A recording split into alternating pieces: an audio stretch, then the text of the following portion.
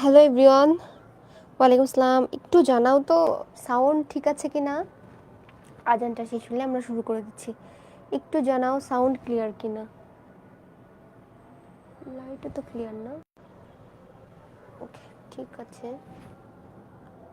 এই তো আলহামদুলিল্লাহ ভালো আছি। আল হাসান, রাবিয়া অনেক দিন পর। হ্যালো রাবিয়া, হাসানও অনেক দিন পর।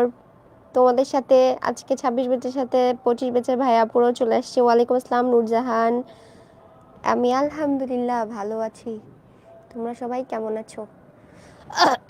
আমরা শুরু করে দিব কিছুক্ষণের মধ্যেই আমাদের বহুল আকাঙ্ক্ষিত টপিক। অ্যান্ড আজকের এই টপিকের মধ্য দিয়ে আসলে 25 ব্যাচের লাস্ট ক্লাস বলা যাইতে পারে, মানে একাডেমিক পিরিয়ডের লাস্ট ক্লাস আজকে। আমরা তারপরে হচ্ছে যদিও 26 ব্যাচেরও শেষ, তো নেক্সটে হচ্ছে আমরা শুধু কি করব, সেকেন্ড পেপার। এই নেক্সট উইকগুলোতে আমরা শুধুমাত্র সেকেন্ড পেপার সলভ ক্লাস করব, ঠিক আছে? পরীক্ষার আগ অবধি। আর এক্সাম শুরু হয়ে যাচ্ছে তোমাদের অলরেডি। এক্সামের জন্য আমরা কোশ্চেন দিয়ে দিছি, এক্সাম শুরু হয়ে যাচ্ছে। এবং টপিক তোমাদেরকে আমি আজকে রাতের মধ্যে বা কালকের মধ্যে তোমাদেরকে জানিয়ে দেবো যে তোমাদের টপিক কি যাবে।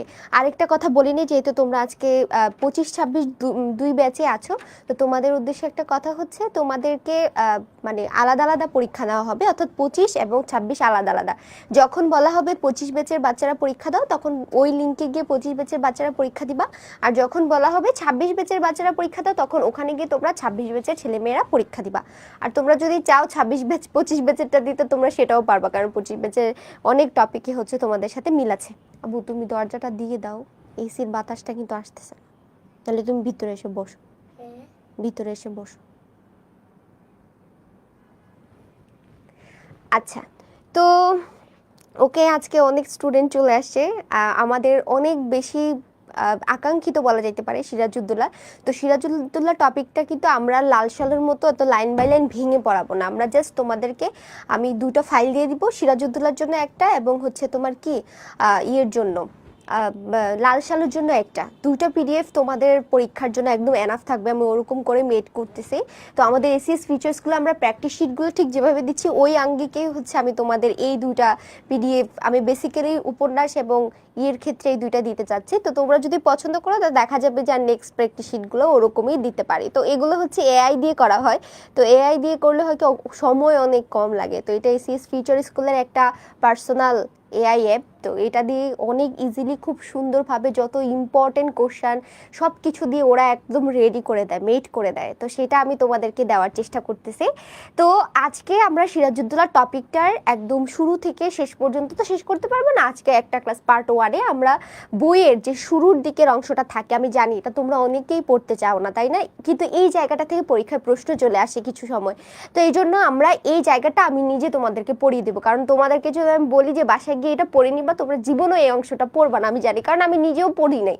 তো পরীক্ষার হলে গিয়ে কিন্তু সবসময় এখান থেকে একটা প্রশ্ন আমার স্কিপ করা লাগতো, যেহেতু আমি পড়ি না। তো এই পার্টটা আমি তোমাদেরকে পড়াই দিব নিজে। তারপরে হচ্ছে আমরা সিরাজউদ্দৌলার পার্ট 1 নিয়ে আলোচনা করব, ঠিক আছে? ওকে, তারপর চলো আমরা তাহলে শুরু করি। আস্তে আস্তে আমরা শুরু করে দিই। সিরাজউদ্দৌলা কে লিখেছেন বলো তো? সিকান্দার আবু জাফর। আচ্ছা, সিকান্দার আবু জাফর সম্পর্কে এখানে কিছু তথ্য দেওয়া আছে।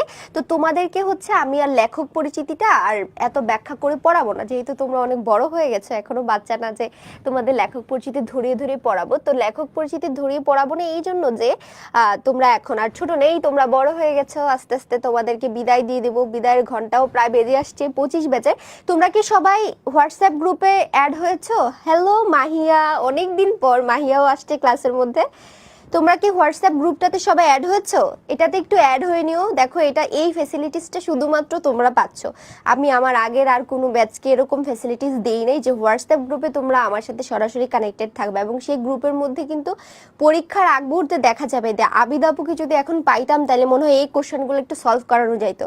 তো তোমরা সেই মুহূর্তে দেখা যাবে হোয়াটসঅ্যাপ গ্রুপটাতে সার্বক্ষণিক আমি তোমাদের সাথে কানেক্টেড থাকতে পারবো। পরীক্ষার আগ মুহূর্তে তোমাদের যখন যার যেটা কনফিউশন তোমরা ছবি তুলে সেটা দিয়ে দিবা যে এটার অ্যান্সার কী হবে, এটার অ্যান্সার কী হবে, এটার অ্যান্সার কী হবে। তো তোমরা সবাই একটু হোয়াটসঅ্যাপ গ্রুপটাতে অ্যাড হয়ে যাবে এবং এই গ্রুপটা তোমাদের পরীক্ষার আগে দেখবা অনেক বেশি কাজে দিবে। তো সিকান্দার আবু জাফর আমরা একটু ছোট করে দাগাই দেয় কি 1978 তিনি সাতক্ষীরায় হচ্ছে তালা উপজেলার তেঁতুলিয়া গ্রামে হচ্ছে তিনি জন্মগ্রহণ করেন। তো তারপরে এটা দেখে নিবা তোমরা, এই জিনিসগুলো একটু নিজেরা পড়ে নিবা, ঠিক আছে? লেখক পরিচিতি, তার কখন কোথায় কি হয়েছে। তো এই ক্ষেত্রে নিচে আমি তোমাদেরকে যে জিনিসটা দাগাই দিব সেটা হচ্ছে এই যে সুরেন্দ্রনাথ কলেজে হচ্ছে তিনি কি করেন, সেখানকার পাঠ সম্পূর্ণ করে তিনি কলকাতার সুরেন্দ্রনাথ কলেজে, পূর্ব নাম ছিল হচ্ছে রিপন কলেজে, এটাতেও তিনি পড়াশোনা করেছেন। তারপরে দেখো এখানে তিনি একটা পত্রিকা সম্পাদন করেছিলেন, এটার নাম হচ্ছে নবযুগ পত্রিকা। তারপরে দেখো এই জায়গাটাতে যে জিনিসটা ইম্পর্টেন্ট সেটা হচ্ছে আমাদের সংগ্রাম চলবেই, বাংলা ছাড়ো প্রভৃতি বিখ্যাত রচনার স্রষ্টা ছিল আমাদের সিকান্দার আবু জাফর। এবং তিনি নাট্যকার হিসেবে অনেক বেশি, হ্যাঁ কিভাবে হবো, কারণ তোমাদের গ্রুপে বাংলা ব্যঞ্জনের গ্রুপে কিন্তু তোমরা কি কেউ গ্রুপটাতে একটু ফলো করো না? আচ্ছা, গ্রুপের অ্যাক্টিভিটি আমি বাড়াচ্ছি, তারপরে ফলো শুরু হবে। গ্রুপের মধ্যে আমার কন্ট্রিবিউটর কিন্তু হোয়াটসঅ্যাপে লিঙ্ক দিয়ে দিচ্ছে, তোমরা জাস্ট ওই লিঙ্কে চাপ দিলে কিন্তু ওখান থেকে গ্রুপটাতে অ্যাড হয়ে যেতে পারবা, ঠিক আছে? আচ্ছা, তোমাদের এলাকার না? হ্যাঁ, হোয়াটসঅ্যাপ গ্রুপ অলরেডি তৈরি করা হয়েছে, তোমরা সবাই সেখানে হচ্ছে অ্যাড হয়ে যাও। তারপরে দেখো সেখানটাতে এই যে সিরাজউদ্দৌলা ছাড়াও তার আরও অনেক বিখ্যাত কিছু নাটক আছে, যেমন এই যে মাকড়সা। তোমাদের এখানে আমি এটা কেন বলতেছি, কারণ হচ্ছে কি এই যে তার যে অন্যান্য নাটকগুলো আছে এগুলো কত সালে প্রকাশিত হয়, অনেক সময় দেখা যায় এই সালগুলো পরীক্ষা চলে আসে, তার অন্যান্য যে নাটকগুলো ছিল সেগুলো কত সালে প্রকাশিত এগুলো অনেক সময় চলে আসে। তারপর তারকে একটা বাংলা একাডেমি থেকে পুরস্কৃত করা হয়েছিল এবং তিনি 1975 সালে 5ই আগস্ট মৃত্যুবরণ করেন। আর উপরে টুকটাক যে ইনফরমেশনগুলো আছে একটু মাথার মধ্যে ঢুকাই নেবা, ঠিক আছে? এখন বলো ব্রাইটনেস বাড়ায় দেন। আচ্ছা, ব্রাইটনেস যে কেমনে বাড়াবো, আসলে এখানে প্রায় 10 থেকে 12টা লাইট জ্বলতেছে। তো হোয়াইট স্লাইডে হইলে কি একটু ব্রাইটনেসটা কম লাগে আর কি। তো সবসময় তো ব্ল্যাক স্লাইডে আমরা ক্লাস নেই, তো ব্ল্যাক স্লাইডে গেলেই দেখবা যদি এটাতে আবার কোনো প্রবলেম হয় না, আমি তোমাদেরকে দেখাইতে পারবো। দেখো ব্ল্যাক স্লাইডে গেলে কোনো প্রবলেম হবে না, কিন্তু হোয়াইট স্লাইডে যখন আমরা আসি হোয়াইট কিছু জিনিস তখন একটু এটাকে মানে ক্যামেরা লাইটিংটা এটা করতে একটু কষ্ট হয়ে যায় আর কি, ঠিক আছে? হোয়াটসঅ্যাপ গ্রুপ এগুলো সব লিঙ্ক আমাদের বাংলা ব্যঞ্জন গ্রুপে দেওয়া আছে, সেখান থেকে পেয়ে যাবা, ঠিক আছে? তো এইটুকু পর্যন্ত আমরা মোটামুটি তার লেখক পরিচিতিটা পড়ে নিব, আমরা নিজেরা একটু পড়বো এটা, তাহলে আর সময় নষ্ট হবে না। এবং দেখো নাটকের সংজ্ঞা, বৈশিষ্ট্য এবং বৈচিত্র্য। দেখো আমরা যখন উপন্যাস পড়তেছিলাম তার আগে কিন্তু উপন্যাস কাকে বলে, কত ওয়ার্ডের মধ্যে লেখা হলে সেটা উপন্যাস হয়, সেই জিনিসগুলো নিয়ে কিন্তু আমরা আলোচনা করেছিলাম। কিন্তু আজকে আমরা যেহেতু নাটক পড়ছি তাহলে নাটকের সংজ্ঞা কি এবং কিভাবে আমরা চিনবো এটা একটা নাটক, এবং বিখ্যাত নাটকগুলো কিন্তু এই যে ছেলেটা পাগল হয়ে গেছে, এই সানজিদুল পাগল হয়ে গেছে, আগে ক্লাসটা করো তারপর আমাকে নক করো। তোমার সাথে তো আমি মেসেঞ্জারে অ্যাড আছি না, আমাকে বলো।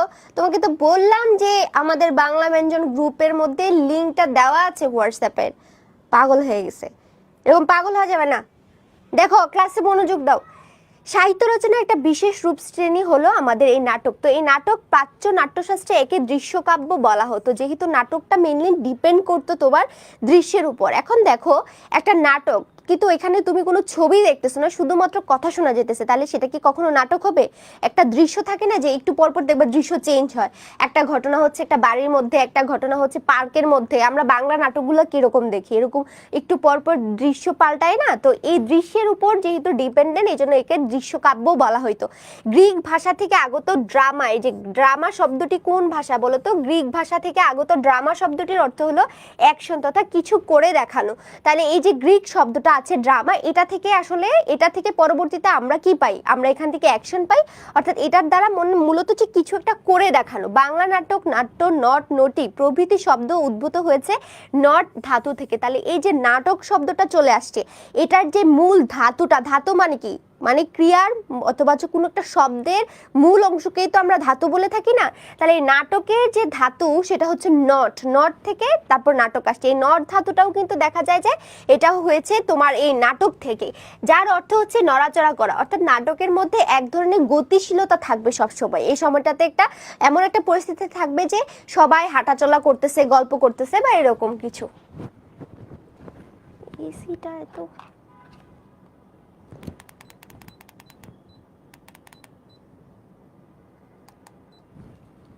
ঠিক আছে, ওকে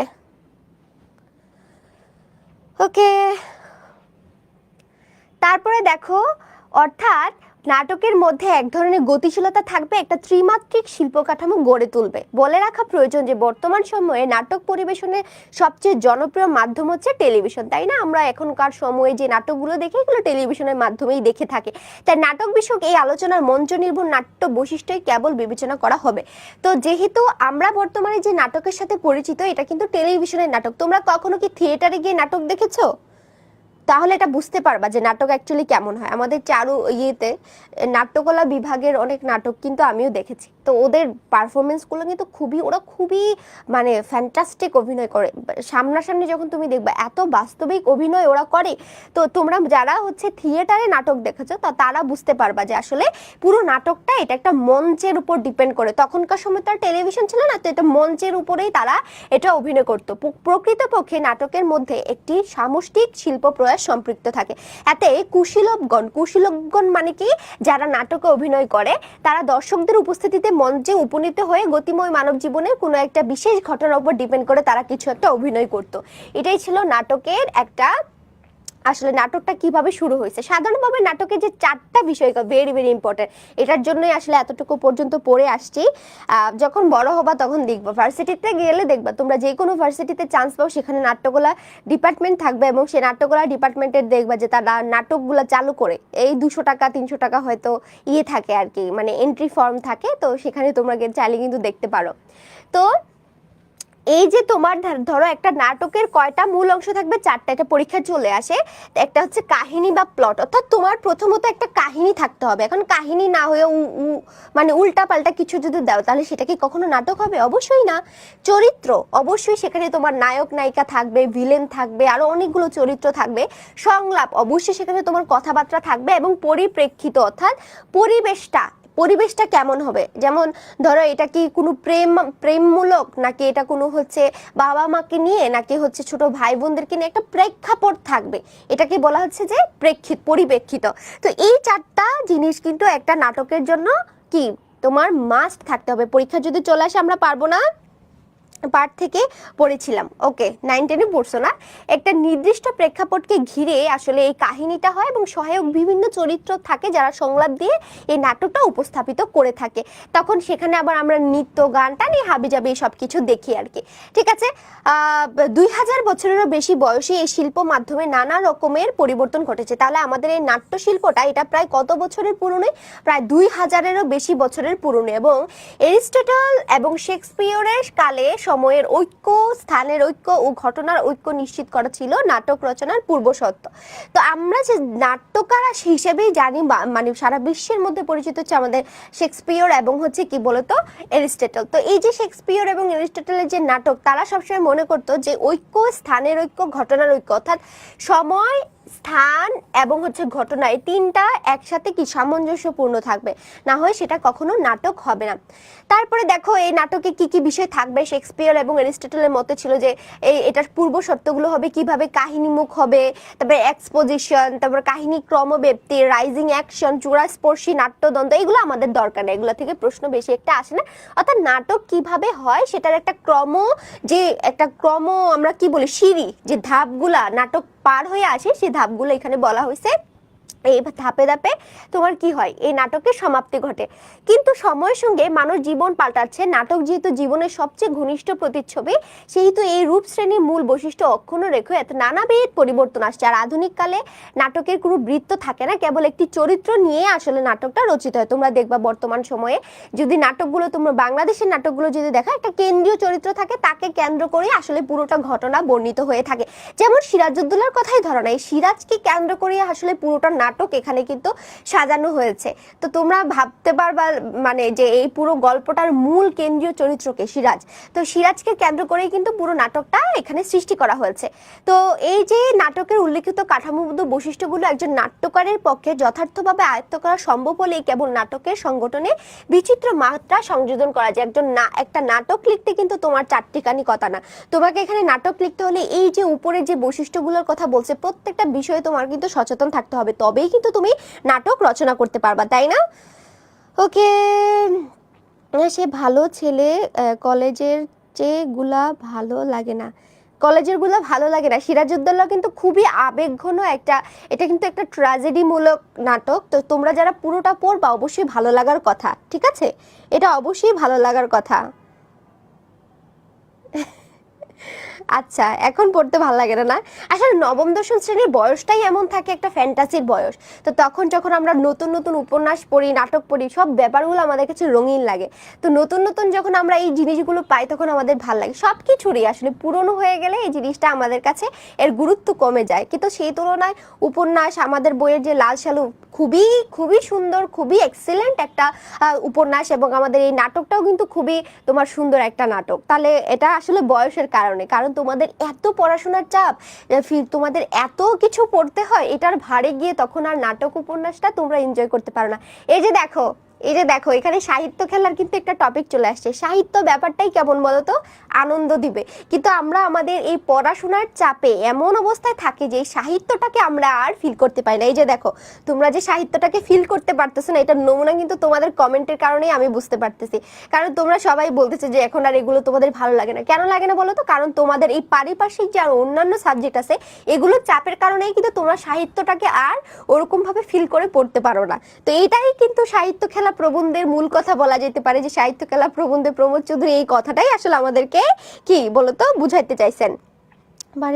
নবাবের কি নবাব কি এক? না না, গোপাল ভাঁড়ের নবাব আর এই নবাব হচ্ছে একদমই এক না, ঠিক আছে?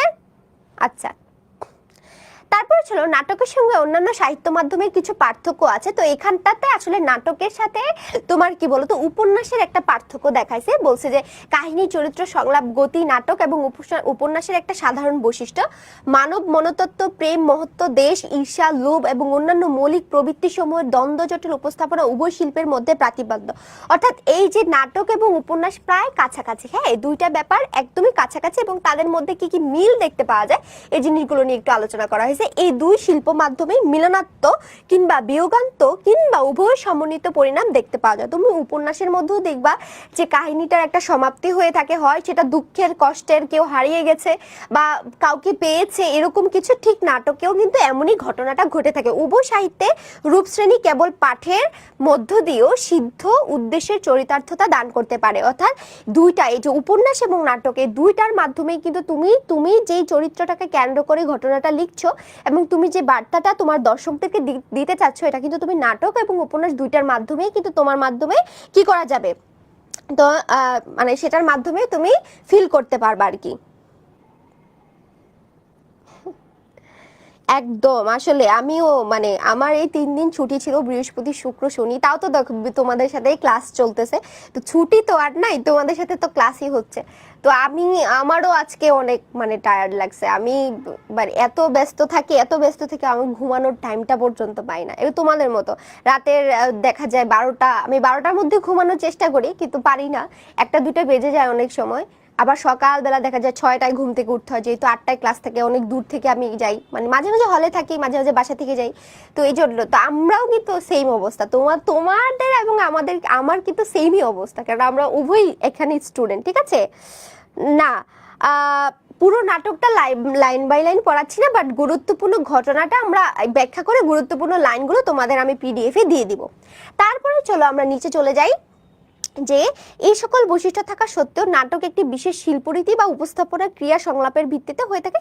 তো এই জায়গাটাতে আসলে নাটক এবং নাটকের মধ্যে কোন কোন বিষয় নিয়ে আলোচনা করা হয়ে থাকে, কি কি বিষয়কে এখানে বেশি প্রাধান্য দেওয়া থাকে, এবং উপন্যাসের মধ্যে কোন কোন বিষয়কে বেশি প্রাধান্য দেওয়া থাকে, এই ব্যাপারগুলো নিয়ে আলোচনা করা হয়েছে। এগুলো আমাদের জন্য এত বেশি একটা ইম্পর্টেন্ট না, এখানে অনেক লেখা, সো আমি জাস্ট তোমাদেরকে ইম্পর্টেন্ট জিনিসগুলো তোমাদেরকে আমি দাগাই দিচ্ছি, ঠিক আছে? তো এই জায়গাটাতে আমরা একটু চলে আসি, এখান থেকে এমসিকিউ চলে আসে। নাটকের শ্রেণী বিভাগের নাটকের বিষয়টি বিবেচনা করলে একে বিভিন্ন দৃষ্টিকোণ থেকে বিভাজন সম্ভব। তবে মুখ্যত নাটককে ট্র্যাজেডি, কমেডি, মেলোড্রামা, ট্রাজিকমেডি এবং প্রহসন এই 5 ভাগে ভাগ করা হয়েছে। তাহলে নাটককে কয় ভাগে ভাগ করা হয়েছে? যদি পরীক্ষায় প্রশ্ন আসে, ট্র্যাজেডি নাটক, কমেডি নাটক, মেলোড্রামা নাটক, ট্রাজিকমেডি নাটক এবং প্রহসন নাটক, এই 5টা ভাগে ভাগ করা হয়েছে। এই 5টা ভাগ তোমরা একটু মনে রাখবা। এর মধ্যে ট্র্যাজেডিকেই সর্বোচ্চ আসন প্রদান করা হয়েছে। তাহলে ট্র্যাজেডি যে নাটকের যে 5টা ভাগ আছে তার মধ্যে ট্র্যাজেডি নাটককে সবচেয়ে বেশি বড় অবস্থানে দেওয়া হচ্ছে। এমনকি কখনো কখনো নাটক বলতে ট্র্যাজেডিকেই বোঝানো হয়েছে। প্রথমে ট্র্যাজেডি বিষয়ে তাহলে আমরা ধারণাটা নিয়ে নিই। তো এই ট্র্যাজেডিটাকে আসলে আমাদের নাটকের মূল বিষয়বস্তু করে ধরা হয়েছে। হ্যাঁ, পুরো ঘটনাটা আমি তোমাদেরকে বলে দিব। কি অবস্থা আপু? বাইরে এমন ভাবে জিজ্ঞেস করতেছে মনে হচ্ছে আমি ওর বন্ধু লাগি। হ্যাঁ, ভালো আছি, তুমি কেমন আছো? সায়েম বিন ও ইউসুফ, ভালো আছি। তাহলে চলো ট্র্যাজেডি দেখি। দেবদেবীর উদ্দেশ্যে ছাগল, ভেড়া প্রভৃতি বলি দেওয়া উপলক্ষে অনুষ্ঠিত অভিনয় থেকে ট্র্যাজেডির জন্ম দেওয়া হয়েছে। তবে ট্র্যাজেডি নাটকের মূলে রয়েছে ব্যক্তি এবং আত্মার দ্বন্দ্ব, বিক্ষুব্ধ তীব্র যন্ত্রণা আর হাহাকার। অর্থাৎ এটার মধ্যে হচ্ছে ট্র্যাজেডি মানে বললে আরে একটা ট্র্যাজেডি ঘটনা ঘটে গেল, অর্থাৎ একটা খুবই মর্মান্তিক একটা দুঃখজনক ঘটনা ঘটে গেল। তাহলে ট্র্যাজেডি মানে বুঝতেই পারছো। ট্র্যাজেডির সংজ্ঞার্থ প্রদান করতে গিয়ে এরিস্টটল বলেছেন যে তা আজও সাহিত্য সমালোচনায় বিশেষভাবে পরিধানযোগ্য।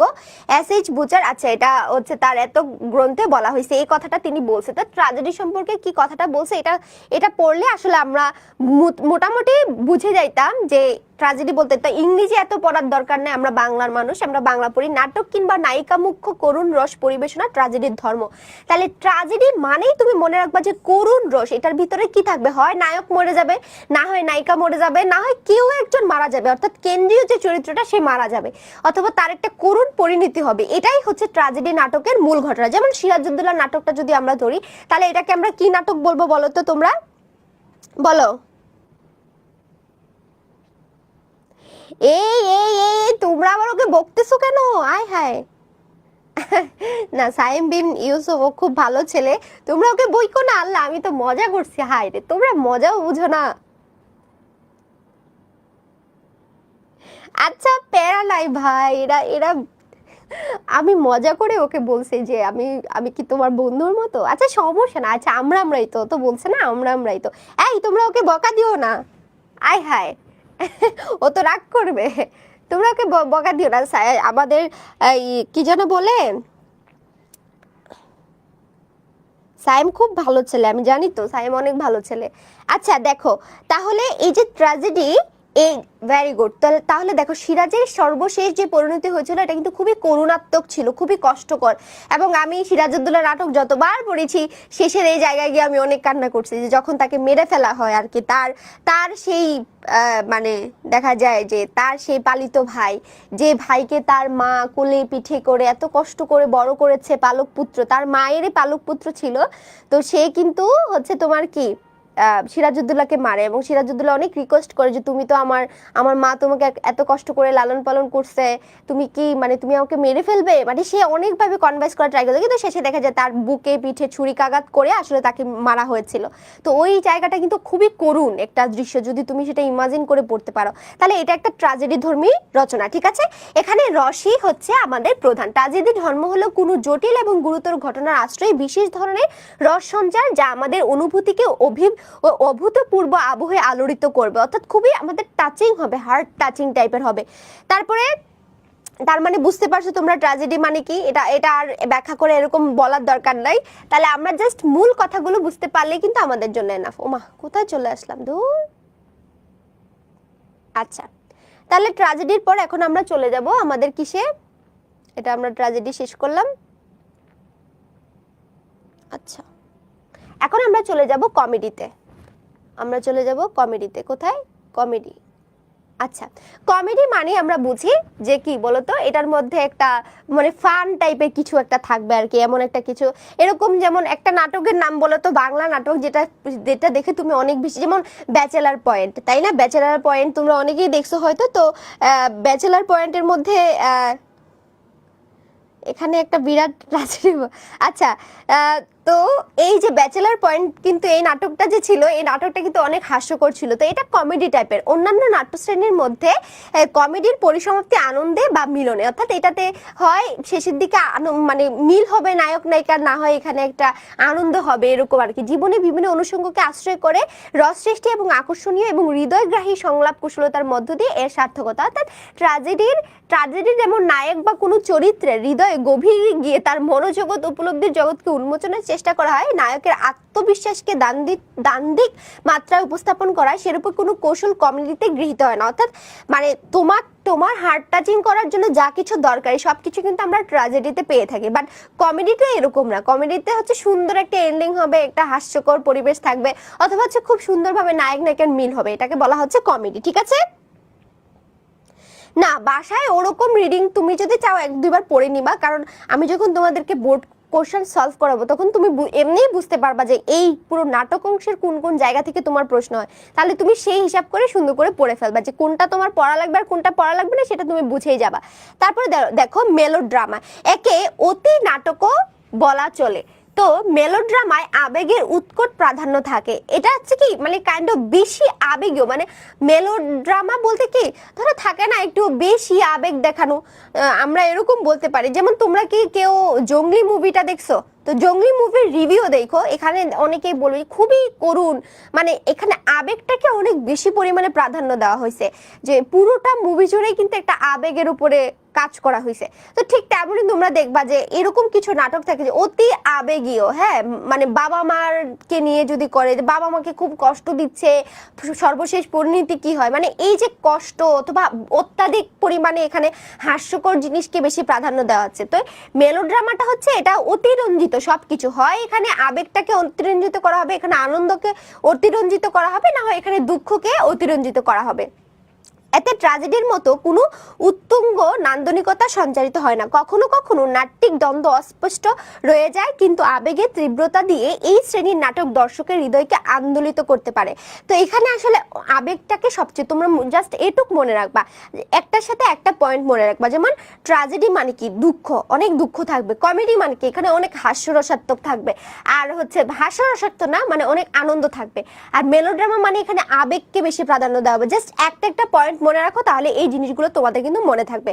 এবার হচ্ছে ট্র্যাজিক মেডি। তো ট্র্যাজিক মেডিটা কি সেটা আমরা একটু দেখে নিই। দেখো, এতে ট্র্যাজেডির গুরুগম্ভীর পরিবেশকে খানিকটা লঘু করার উদ্দেশ্যে বিভিন্ন হাস্যরস সম্পৃক্ত করা হয়। অর্থাৎ এই যে একটু আগে আমরা যেটা দেখলাম, আসলে তোমার ট্র্যাজেডিতে ট্র্যাজিক মেডি, তার মানে বুঝতেই পারছো যে ট্র্যাজেডির সাথে কিছুটা এর একটা মানে মিল থাকবে। অর্থাৎ ধরো ট্র্যাজিকের মধ্যে আমরা কি পাচ্ছি, যেটার মধ্যে অনেক বেশি কষ্ট, ট্র্যাজেডিক অনেক বেশি কষ্ট দুঃখ থাকবে।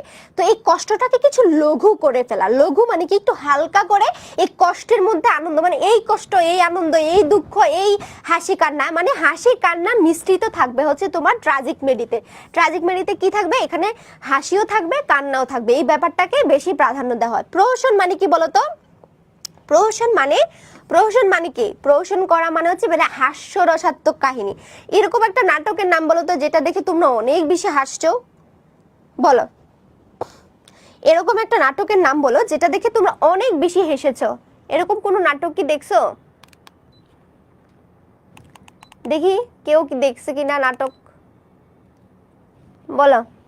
এরকম একটা নাটকের নাম বলে। আমি হচ্ছে দেখেছিলাম একটা নাটক, অনেক লাভ 100 কি যেন একটা নাটক ছিল, তোমার হচ্ছে লাভ 100% নাকি কি যেন একটা নাটক টাইপের ছিল আর কি। এটাতে অভিনয় করছিল হচ্ছে জুবান, তারপর হচ্ছে সিয়াম, তারপর হচ্ছে সালমান মুক্তাদির, ওরা 4-5টা ফ্রেন্ড ছিল। তো এই ফ্রেন্ডরা হচ্ছে মানে সিয়ামের গার্লফ্রেন্ডের সাথে দেখা করতে যাইতে চায়। তো ওখানে সিয়ামের আবার জিএফ থাকে হচ্ছে আমাদের মেহজাবিন। তো ওরা তখন অনেক কচি কচি ছিল, ওরা একদম ছোট ছোট ছিল আর কি। এর মাধ্যমে আস্তে আস্তে ওরা নাটকে আসে। তো ওই নাটকটা লাভ 100% নাকি কি যেন একটা, আমার মনে নাই নাটকটার নাম, বাট এটা দেখে আমি অনেক হাসছিলাম, মানে খুবই হাসির ছিল। ওরা রাস্তা হারায় ফেলে, তারপর হচ্ছে ওদের গাড়ি নষ্ট হয়ে যায়, তারপর ওখানে দেখা করতে যায়, মানে বিষয়টা খুবই ফ্যান্টাস্টিক ছিল। হ্যাঁ, এটা ওই যে নবনীতাও দেখছে এই নাটকটা। তো এই নাটকটা কাইন্ড অফ প্রহসন টাইপের, মানে হাস্যরসাত্মক, মানে একটু বেশি হাসি কান্না, মানে সবকিছু আছে, হাসিটাই বেশি। কিন্তু এই প্রহসন বলতে আসলে এখানে আরো বেশি এক্সট্রিম লেভেলে বোঝাচ্ছে। মানে এখানে ধরো কাউকে এমন ভাবে পচানো হবে, কাউকে এমন ভাবে ধরো কি করা হবে, ইনসাল্ট করা হইতেছে, কিন্তু সেটা খুবই কৌতুক ভাবে, মানে কৌতুক করে করে কাউকে পচানো, এরকম রসাত্মক জিনিস নিয়ে আসলে প্রহসনটা নির্মিত হয়ে থাকে।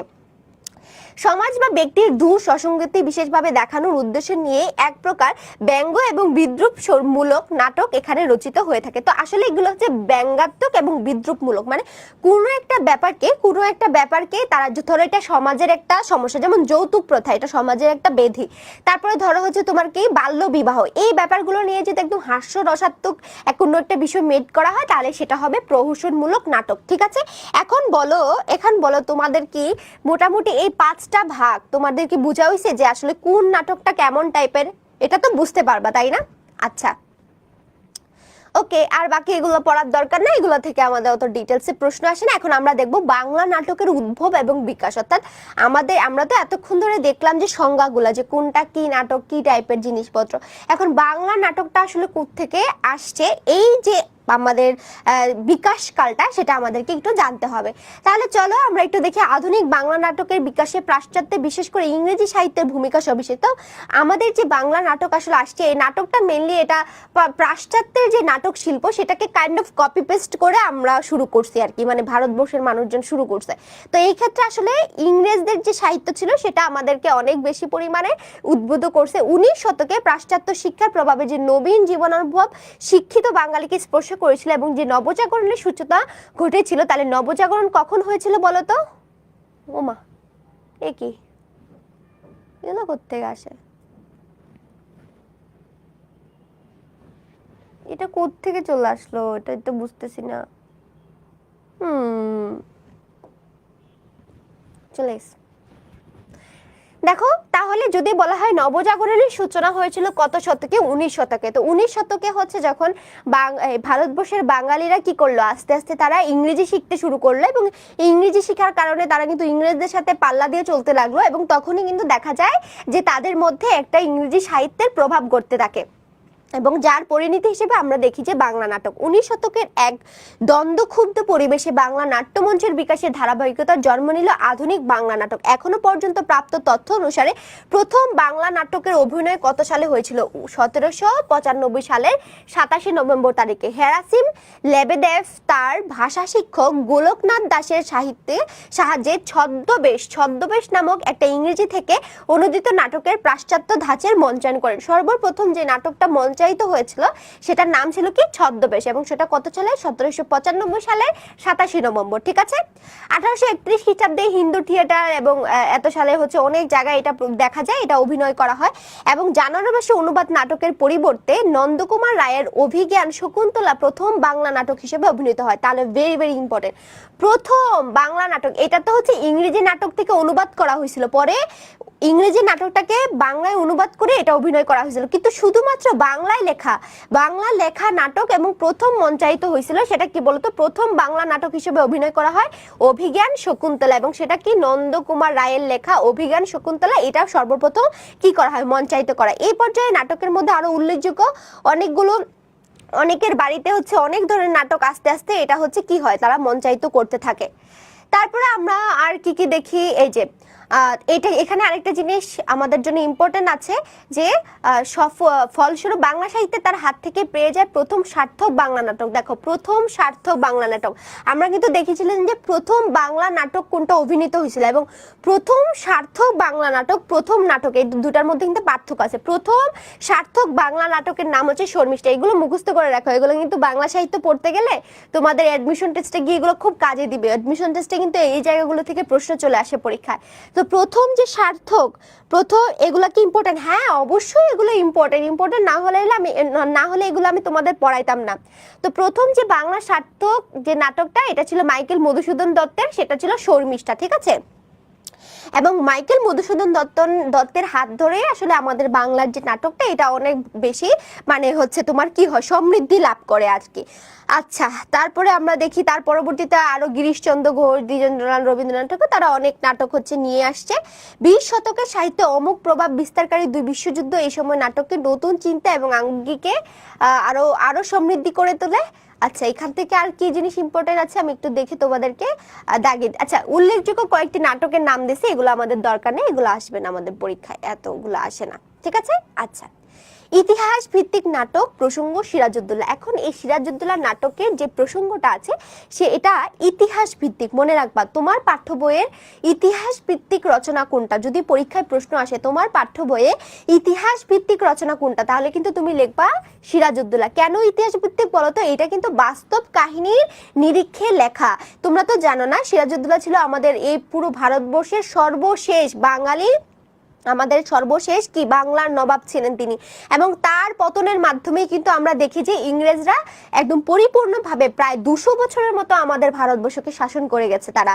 তো এই যে নবাব মারা যায়, এই নবাব মারা যাওয়ার পরে আসলে ইংরেজদের দাপটটা শুরু হয়েছিল আর কি।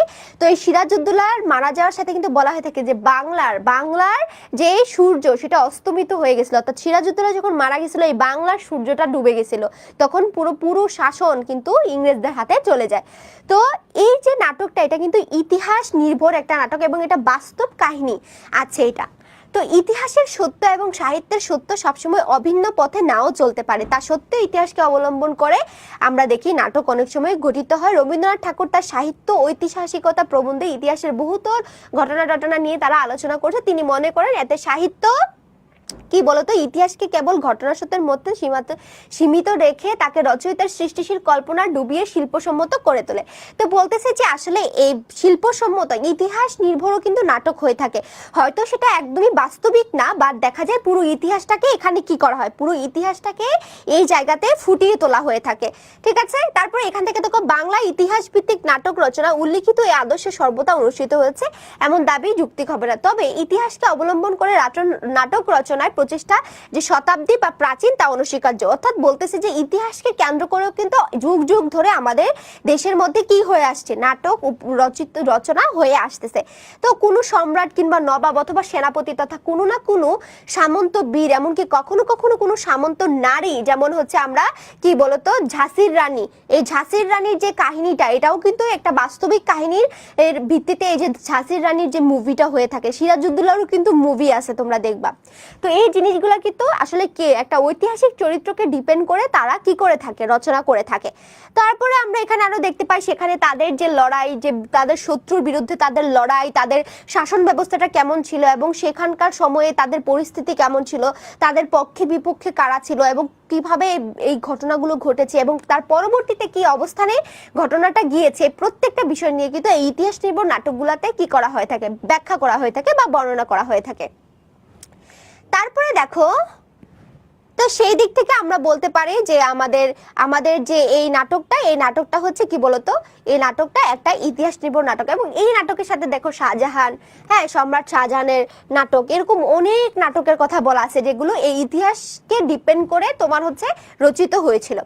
তো সিরাজউদ্দৌলার নাটকের ভূমিকা লিখেছেন ইতিহাস ঘটনাপঞ্জি, নাটক তা নয়, ঐতিহাসিক লোকের ঘটনাবহুল জীবনের মাত্র একটি ঘটনা অবলম্বন করে একাধিক নাটক রচনা করেছে। অর্থাৎ সিরাজউদ্দৌলা যে নাটকটা সিকান্দার আবু জাফর রচনা করেছেন, তিনি এই বইটার একদম শুরুতে যে গ্রন্থ কথা থাকে না, গ্রন্থ কথা মানে কি, এই একটা বই লেখার শুরুতেই দেখবা যে লেখক তার নিজের কিছু কথা বলে থাকে, তো সেই জায়গাটাতে আসলে এটা যে একটা ইতিহাস নির্ভর রচনা এটা তিনি আলোচনা করেছেন।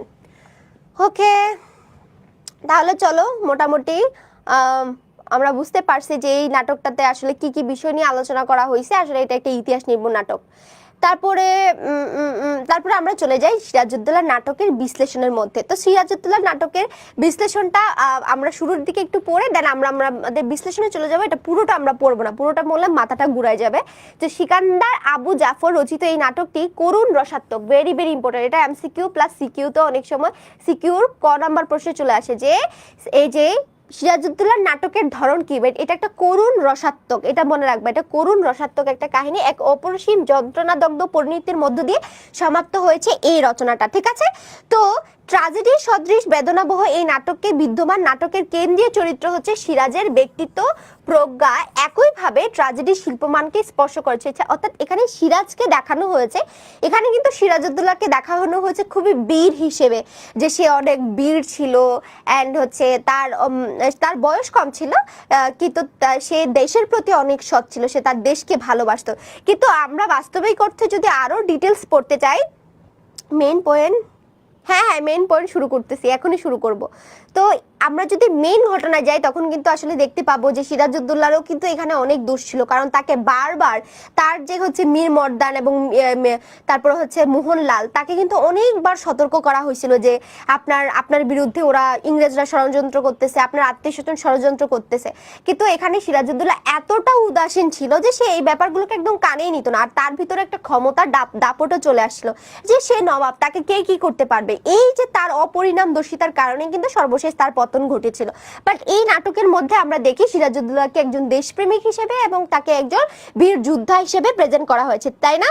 ওকে, তারপরে দেখো এই আল হাসান, ও সবসময় ক্লাসে এসে আমারে পাম দেয়, বুঝছো, সবসময় ক্লাসে এসে আমাকে পাম দেয়।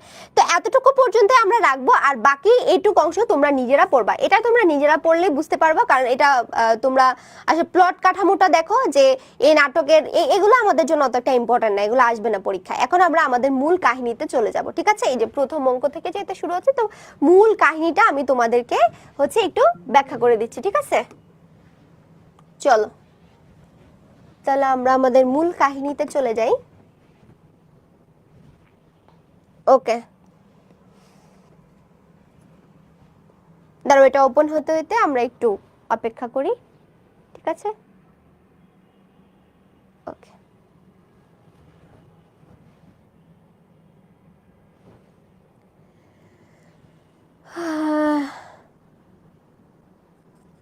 ওকে, তাহলে চলো প্রথমত আমি পুরো ঘটনাটা তোমাদেরকে একদম লিখে লিখে লিখে লিখে সুন্দর করে ব্যাখ্যা করে করে তোমাদেরকে বুঝাবো। প্রথমত আমরা জানি আমাদের বর্তমানে যে ভারত, পাকিস্তান, বাংলাদেশ, যে তিনটা আমরা এখানে আমাদের দেশ দেখতে পাচ্ছি, এগুলো আগে একটা সময় একসাথে ছিল। সেটা কি বলতো, সেটা আমরা জানি না সেটা কি হিসেবে ছিল। সেটা ছিল একটা ভারতবর্ষ, মানে পুরাটাকে টোটালি কি বলা হইতো, ভারতবর্ষ বলা হইতো, তাই না? কি বলা হইতো, ভারতবর্ষ।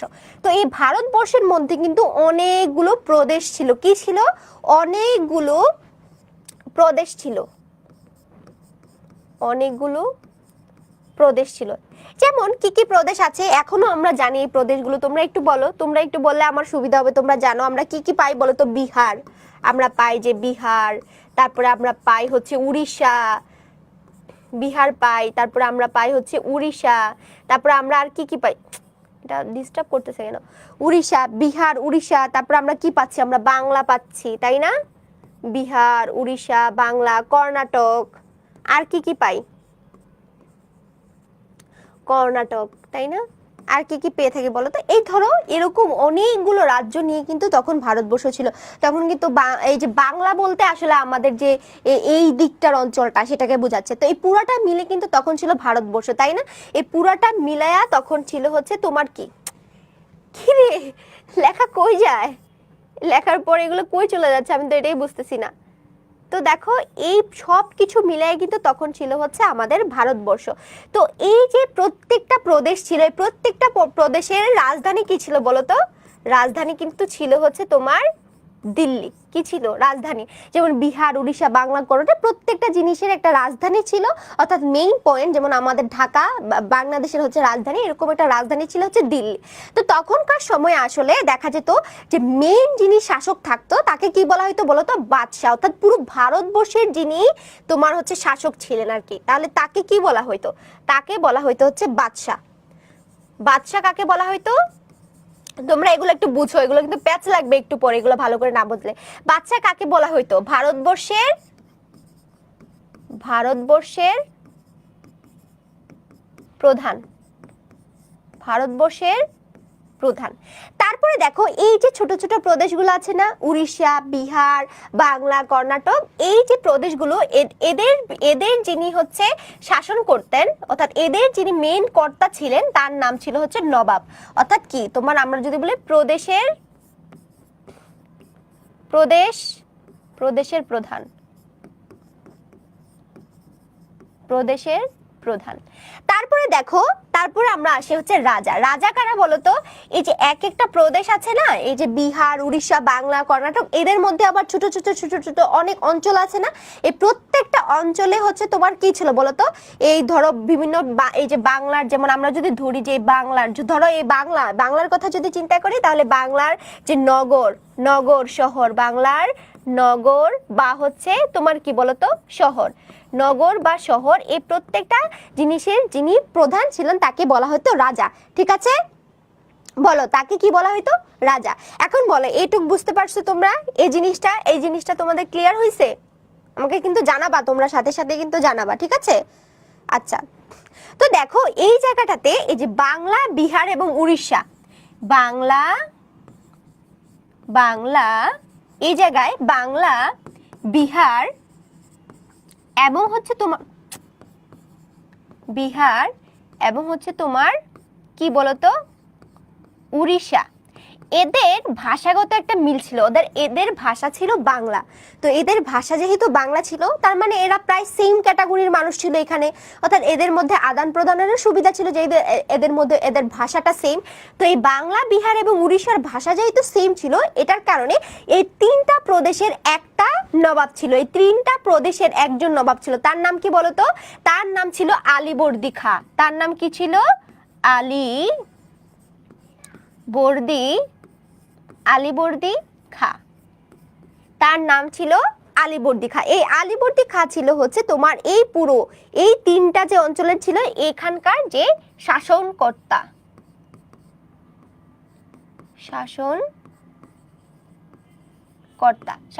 কে ছিল বলতো? শাসনকর্তা ছিল নবাব আলীবর্দী খাঁ। তো তার আগে আমরা একটু নবাব লাগাই দেই, তাহলে তোমরা আরো সহজে বুঝতে পারবা। নবাব আলীবর্দী খাঁ। তো এখন দেখো এই যে নবাব আলীবর্দী খাঁ, তার ছিল আবার 3 মেয়ে। কয় মেয়ে? তোমরা একটু ঘটনাটা সুন্দর করে মনে রাখবা। এই আলীবর্দী খাঁর কয় মেয়ে ছিল বলতো? আলীবর্দীর কোনো ছেলে ছিল না। হ্যাঁ, আলীবর্দী খাঁর ছিল তোমার কি 3টা মায়া ছিল। আমার বাবার মতো, আমার বাবারও আমরা 3 মেয়ে। তো তার ছিল 3টা মেয়ে। প্রথম যে মেয়ের নাম ছিল, তার নাম ছিল মেহেরুন্নেসা। বলো তো মেহেরুন্নেসার আরেকটা নাম কি? দেখি কে কে পারে। মেহেরুন্নেসা, একটা নাম ছিল মেহেরুন্নেসা। আরেকজনের নাম ছিল হচ্ছে তোমার শাহ বেগম। আরেকজনের নাম ছিল হচ্ছে শাহ বেগম। আরেকজনের নাম ছিল আমিনা বেগম।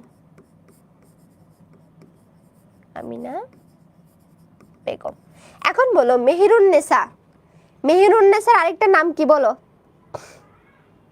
হ্যাঁ, জাহাপনা মানে হচ্ছে কাউকে শ্রদ্ধা প্রদর্শন করতে গিয়ে এই উক্তিটা মানে এই শব্দটা ব্যবহার করা হয় কি 3 মেয়ে। এখন তোমরা কি জানো এই মেহেরুন্নেসার আসল মানে আরেকটা নাম কি? তার নাম কিন্তু ছিল ঘসেটি বেগম। ঠিক আছে, এই যে পরীক্ষায় কিন্তু এই প্রশ্নটা চলে আসবে যে ঘসেটি বেগমের আসল নাম কি? তার নাম ছিল মেহেরুন্নেসা, মনে রাখবা। তো এই যে ঘসেটি বেগম, তারে নিয়ে আমরা একটু আলোচনা করি। তো এই ঘসেটি বেগম সম্পর্কে আমরা কি কি তথ্য পাই আসলে, চলো। এই যে ঘসেটি বেগম, তার কোনো ছেলে মেয়ে ছিল না, মানে কোনো সন্তান ছিল না, তার কোনো সন্তান ছিল না, অর্থাৎ তিনি বন্ধ্যা নারী ছিলেন। ঠিক আছে, তার কোনো সন্তান ছিল না। ঠিক আছে, তো যার যেহেতু কোনো সন্তান ছিল না, তো সে হচ্ছে কি করলো, একটা পালক পুত্র নিয়ে আসলো। তার একটা পালক পুত্র ছিল, যেহেতু তার কোনো সন্তান নাই। আর এই পালক পুত্রের নাম কি ছিল? নাম ছিল হচ্ছে শৌকত জং। হ্যাঁ, শৌকত জং ছিল তার নাম। আর এই শৌকত জং একদমই ভালো ছেলে ছিল না। কারণ কি বলতো, দেখবা রাজরাজাদের ছেলে মেয়েদের যে রক্ত আর সাধারণ একটা পরিবারের যে সন্তানের রক্ত, এটা কিন্তু ডিফারেন্ট। অর্থাৎ তার মধ্যে যে রাজকীয় একটা ভাব থাকবে, এটা একদমই ছিল না। তো শৌকত জঙ্গ কি ছিল, সারাদিন খালি ভাং আর গাঁজা খেয়ে শুয়ে থাকতো। আর সে হচ্ছে কি করতো, নারীদের প্রতি অনেক বেশি এডিক্টেড ছিল। অর্থাৎ নর্তকীদেরকে সারাদিন নাচাইতো আর সারাদিন শুধু মদ খেয়ে থাকতো। অর্থাৎ নারী এবং মদ নিয়ে সে সারাক্ষণ কি থাকতো, বিভোর থাকতো, নারী প্লাস মদ।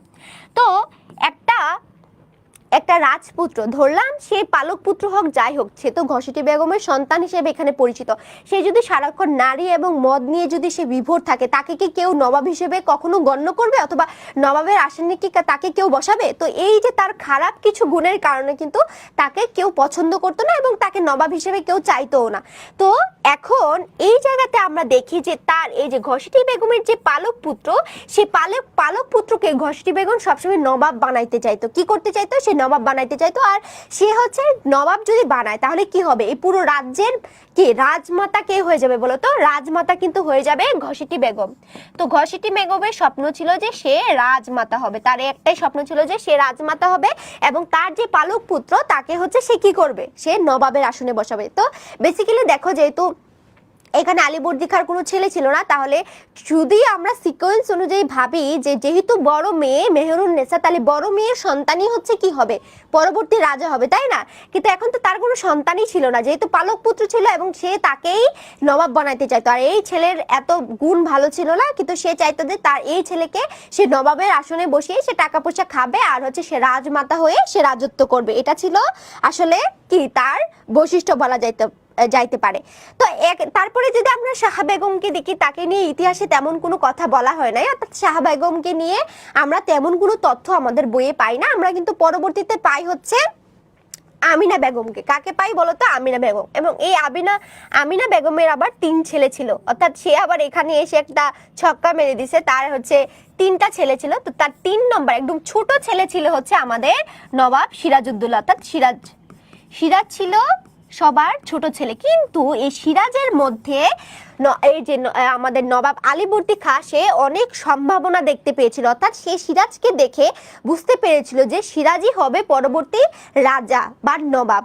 কেন? কারণ সিরাজের মধ্যে ওই গুণগুলো ছিল। সে অনেক ভালো যুদ্ধ করছে, ছোটবেলা থেকেই যুদ্ধ প্র্যাকটিস করতো, অর্থাৎ সে অনেক ভালো যোদ্ধা ছিল, এবং তার যে মানে তাৎক্ষণিক বুদ্ধি, তার বুদ্ধি অনেক বেশি ভালো ছিল, এবং সে মানুষের সাথে খুব ভালো কানেক্ট করতে পারতো।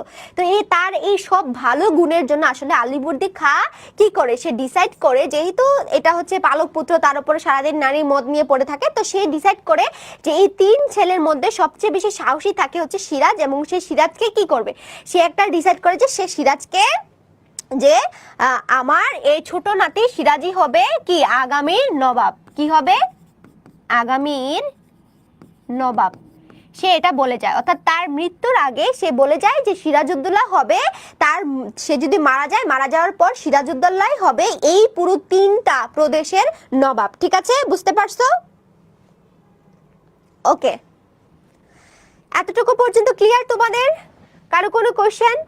তারপরে দেখো, তারপর আমরা কি পাই, এবার আমরা দেখবো যে আসলে এখানে আলীবর্দী খাঁ মৃত্যুবরণ করেছিল 1756 সালে, মনে রাখবা। তাহলে আলীবর্দী খাঁ কবে মৃত্যুবরণ করে? আলীবর্দী খাঁর মৃত্যু হয় আলীবর্দী খাঁর মৃত্যু হয় কিন্তু 1756 সালে। আলীবর্দী খাঁ সে মৃত্যুবরণ করে 1756 সালে। তো তারপরে মারা যাওয়ার পর, স্বাভাবিকভাবেই মারা যাওয়ার পর কি হবে বলতো? মারা যাওয়ার পর নবাব সিরাজ হচ্ছে কি হয়ে যায়? সিরাজ হয়ে যায় কি বলতো? নবাব। সিরাজ হয়ে যায় নবাব। কিন্তু যখন সে নবাবের আসনে বসে, তখন সিরাজের বয়স ছিল মাত্র 23 বছর। মাত্র 23 বছর, অর্থাৎ এখন মানে আমার তো এখনো 23 হয় না, অর্থাৎ আমার চেয়ে একটু বড়, আমার 22।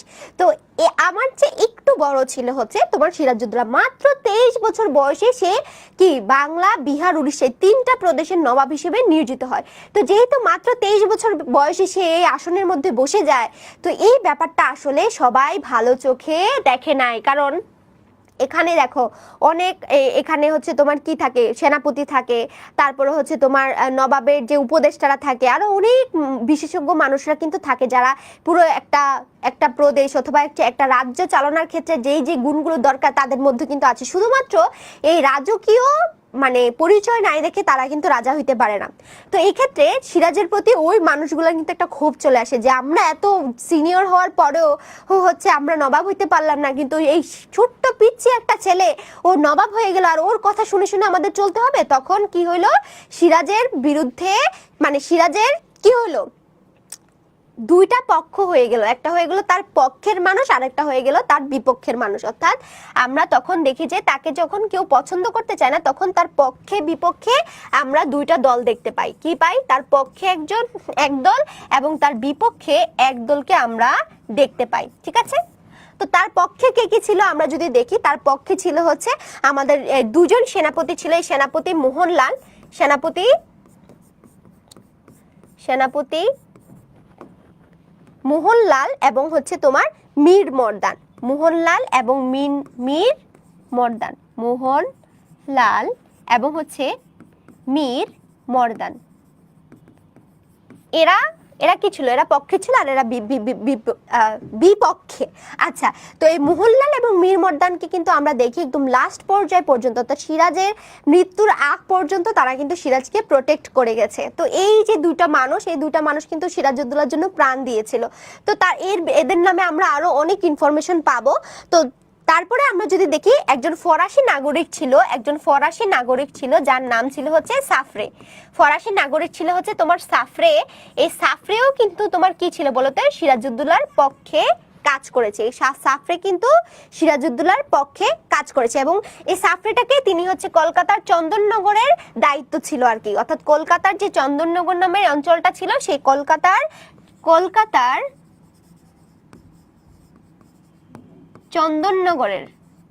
চন্দননগরের দায়িত্ব প্রাপ্ত ছিল আর কি এই সাফরে। তারপরে আমরা আর কাকে কাকে দেখতে পাই? সাফরের পরে হচ্ছে আমরা দেখতে পাই যে তার একজন গুপ্তচর ছিল, অর্থাৎ নবাব সিরাজউদ্দৌলার একজন গুপ্তচর ছিল। কে ছিল? গুপ্তচর। এটা একদম পরীক্ষার জন্য খুবই ইম্পর্টেন্ট। এই গুপ্তচরের প্রশ্নটা কিন্তু অনেক চলে আসে। হ্যাঁ, আমি পুরো নাটকের সামারি বলতেছি এবং নাটকটা কিভাবে, প্রেক্ষাপটটা কিভাবে শুরু হলো, অর্থাৎ নাটকের যুদ্ধটা কিভাবে লাগলো। তোমরা কিন্তু দেখবা শুরুতে যখন নাটকটা পড়তে যাবা একটা যুদ্ধের কথা বলা হচ্ছে, এখানে একটা যুদ্ধের বর্ণনা দেওয়া হচ্ছে। তো এই যুদ্ধটা আসলে কখন থেকে শুরু হইলো সেই অবধি আমরা যাচ্ছি, তারপরে আমরা বাকিটুকু ব্যাখ্যা করব। ঠিক আছে, ওকে। তো দেখো, গুপ্তচর ছিল তার একজন, তার নাম ছিল হচ্ছে রাইসুল জুহালা। কি নাম ছিল? তার একটা মানে ছদ্মনাম ছিল, যেটার নাম ছিল হচ্ছে রাইসুল জুহালা। আচ্ছা, এটা মনে হয় জুহালা হবে। তার নাম ছিল রাইসুল জুহালা এবং এই রাইসুল জুহালা ছিল হচ্ছে একজন গুপ্তচর। কার? সিরাজউদ্দৌলার। তার একবার একটা আসল নাম আছে, তার আসল নাম হচ্ছে নারায়ণ সিং। তার আসল নাম হচ্ছে নারায়ণ বা নারাং সিং। ঠিক আছে, এটা ছিল তার আসল নাম। এবং এই রাইসুল জওহালার বৈশিষ্ট্য কি? সে কি করতো? সে অনেক পশু পাখির সাউন্ড হচ্ছে নকল করতে পারতো আর অনেক নাচ গান করতো এবং সে তার রূপ চেঞ্জ করতে পারতো। অর্থাৎ কখন মেয়ে সাজতো, কখনো সে ছেলে সাজতো, কখনো মানে অনেক ভেষ ধরতে পারতো আর কি। তো এই গুপ্তচর ছিল হচ্ছে তার রাইসুল জওহালা এবং এই রাইসুল জওহালা কিন্তু নবাবকে অনেক ইনফরমেশন এনে দিতেন। ঠিক আছে, তারপরে আমরা আসলে দেখতে পাই, আর কি দেখবো, এবং রাইসুল জওহালার, এবং আমি এখানে ছোট্ট করে ইনফরমেশনটা দিয়ে দিই, সে নাচ প্লাস গান প্লাস হচ্ছে পশু পাখির ডাক নকল করতে পারবো। আর আচ্ছা, পশু পাখির ডাক, এই জিনিসগুলো যদি আমি একটু লিখে রাখি তোমাদের একটু মনে রাখতে কষ্ট হবে। ঠিক আছে, এই কয়জন মানুষকে আসলে আমরা তার পক্ষে দেখি এবং আরেকদিকে হচ্ছে তার স্ত্রী নবাব সিরাজউদ্দৌলা যে স্ত্রী ছিলেন সেই স্ত্রী এবং তার মা, অবশ্যই মা এবং তার বিবি দুইজনেই কিন্তু তার পক্ষে কাজ করেছেন। আচ্ছা, যাই হোক, তো এইভাবে আমরা আসলে যে সভা পরিষদের মধ্যে যে মানুষগুলোকে তার পক্ষে দেখেছিলাম এর হচ্ছে একটা লিস্ট। সেনাপতি মোহনলাল, মীর মর্দান, সাফরে, তারপরে হচ্ছে রাইসুল জওহালা, এই কয়জন মানুষ হচ্ছে সিরাজের পক্ষে ছিল। এখন দেখো বিপক্ষে কারা ছিল? বিপক্ষে ছিল তার যত বড় বড় শক্তি, প্রত্যেকটা শক্তি ছিল তার বিপক্ষে। যেমন তার যে সিপাহ সালার নাম কি ছিল বলতো? মীর জাফর। সিপাহ সালার নাম কি ছিল? মীর জাফর। এই মীর জাফর, সিপাহ সালার মানে বুঝো? সিপাহ সালার মানে হচ্ছে নবাব সিরাজউদ্দৌলার যে সিপাহগুলো আছে আর কি, মানে সিপাহীগুলো যেগুলো আছে তার, তো এই পুরো ব্যাটেলের যে দায়িত্ব, অর্থাৎ মেন, আমরা বলি না যে সেনা প্রধান, বাংলাদেশের সেনা প্রধান, ঠিক তেমনি যত তার সেনা ছিল এই প্রত্যেকটা সেনার প্রধান, এই পুরো ব্যাটেলের প্রধান কিন্তু ছিল হচ্ছে তোমার কি বলতো? মীর জাফর। অর্থাৎ মীর জাফরের নির্দেশেই আসলে কি করতো, এই যারা সিপাহী ছিল তারা যুদ্ধ করতো। অর্থাৎ সিপাহ সালার সে কিন্তু কি চাইতো? সে হচ্ছে নবাবকে দেখতে পারতো না। 23 বছর বয়সী এই কিশোরকে সে দেখতে পারতো না। সে চাইতো যে সে রাজা হবে অথবা সে নবাব হবে। এই নবাবের আসনে বসার জন্য তার অনেক লোভ ছিল এবং এই লোভের বশীবর্তী হয়ে কিন্তু সে কি করে, সে হচ্ছে তোমার কি করে, নবাবের বিরুদ্ধে ষড়যন্ত্র করতে শুরু করে। তো তারপরে আমরা কি দেখি, এই যে মীর জাফর, তার আবার একটা ছেলে ছিল, মীর জাফরের আবার একটা ছেলে ছিল, তার নাম ছিল মীর মর্দান, না মীর জাফরের ছেলে কি যেন মীর মিরন, তার পুত্রর নাম ছিল হচ্ছে মীর মিরন। তো এই মিরন ছিল তার পুত্র এবং আমরা কিন্তু দেখি এই যে মীর মিরন অর্থাৎ হচ্ছে তোমার মীর জাফরের পুত্র, এই মীর জাফরের পুত্র মীর মিরনের নির্দেশে কিন্তু আমরা দেখি যে সিরাজউদ্দৌলাকে মারা হয়েছিল। তোমরা মনে রাখবা যে সিরাজউদ্দৌলাকে মেরেছিল কে আসলে, তো মেরেছিল কার নির্দেশে তাকে মারা হয়েছিল, মীর মিরনের নির্দেশে কিন্তু তাকে মারা হয়েছিল। ভাইয়ের ক্লাস আছে কয়টায়? শেষ হয়ে যাবে, বেশিক্ষণ না। তো মীর মিরনের নির্দেশেই কিন্তু তাকে কি করা হয়েছিল, মারা হয়েছিল। তারপরে যদি দেখি আমরা আসলে আরো অনেকজন রাজা, তোমরা রাজা মানে তো মনে আছে না, বলো রাজা বলতে আমি কাদেরকে বলছিলাম, অর্থাৎ এই যে প্রদেশগুলো আছে, প্রদেশের মধ্যে যে আরো ছোট ছোট নগর বা শহর আছে সেখানকার যারা দায়িত্ব ছিল তাদেরকে রাজা বলা হইতো। তো এই যে রাজারা, অনেকগুলো রাজা ছিল, যেমন হচ্ছে তোমার রাজবল্লভ, রায় দুর্লভ, হ্যাঁ, এরা সবাই এই যে অনেকগুলো রাজা ছিল।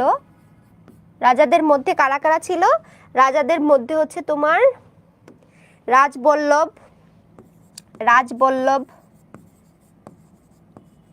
তারপরে হচ্ছে রায় দুর্লভ,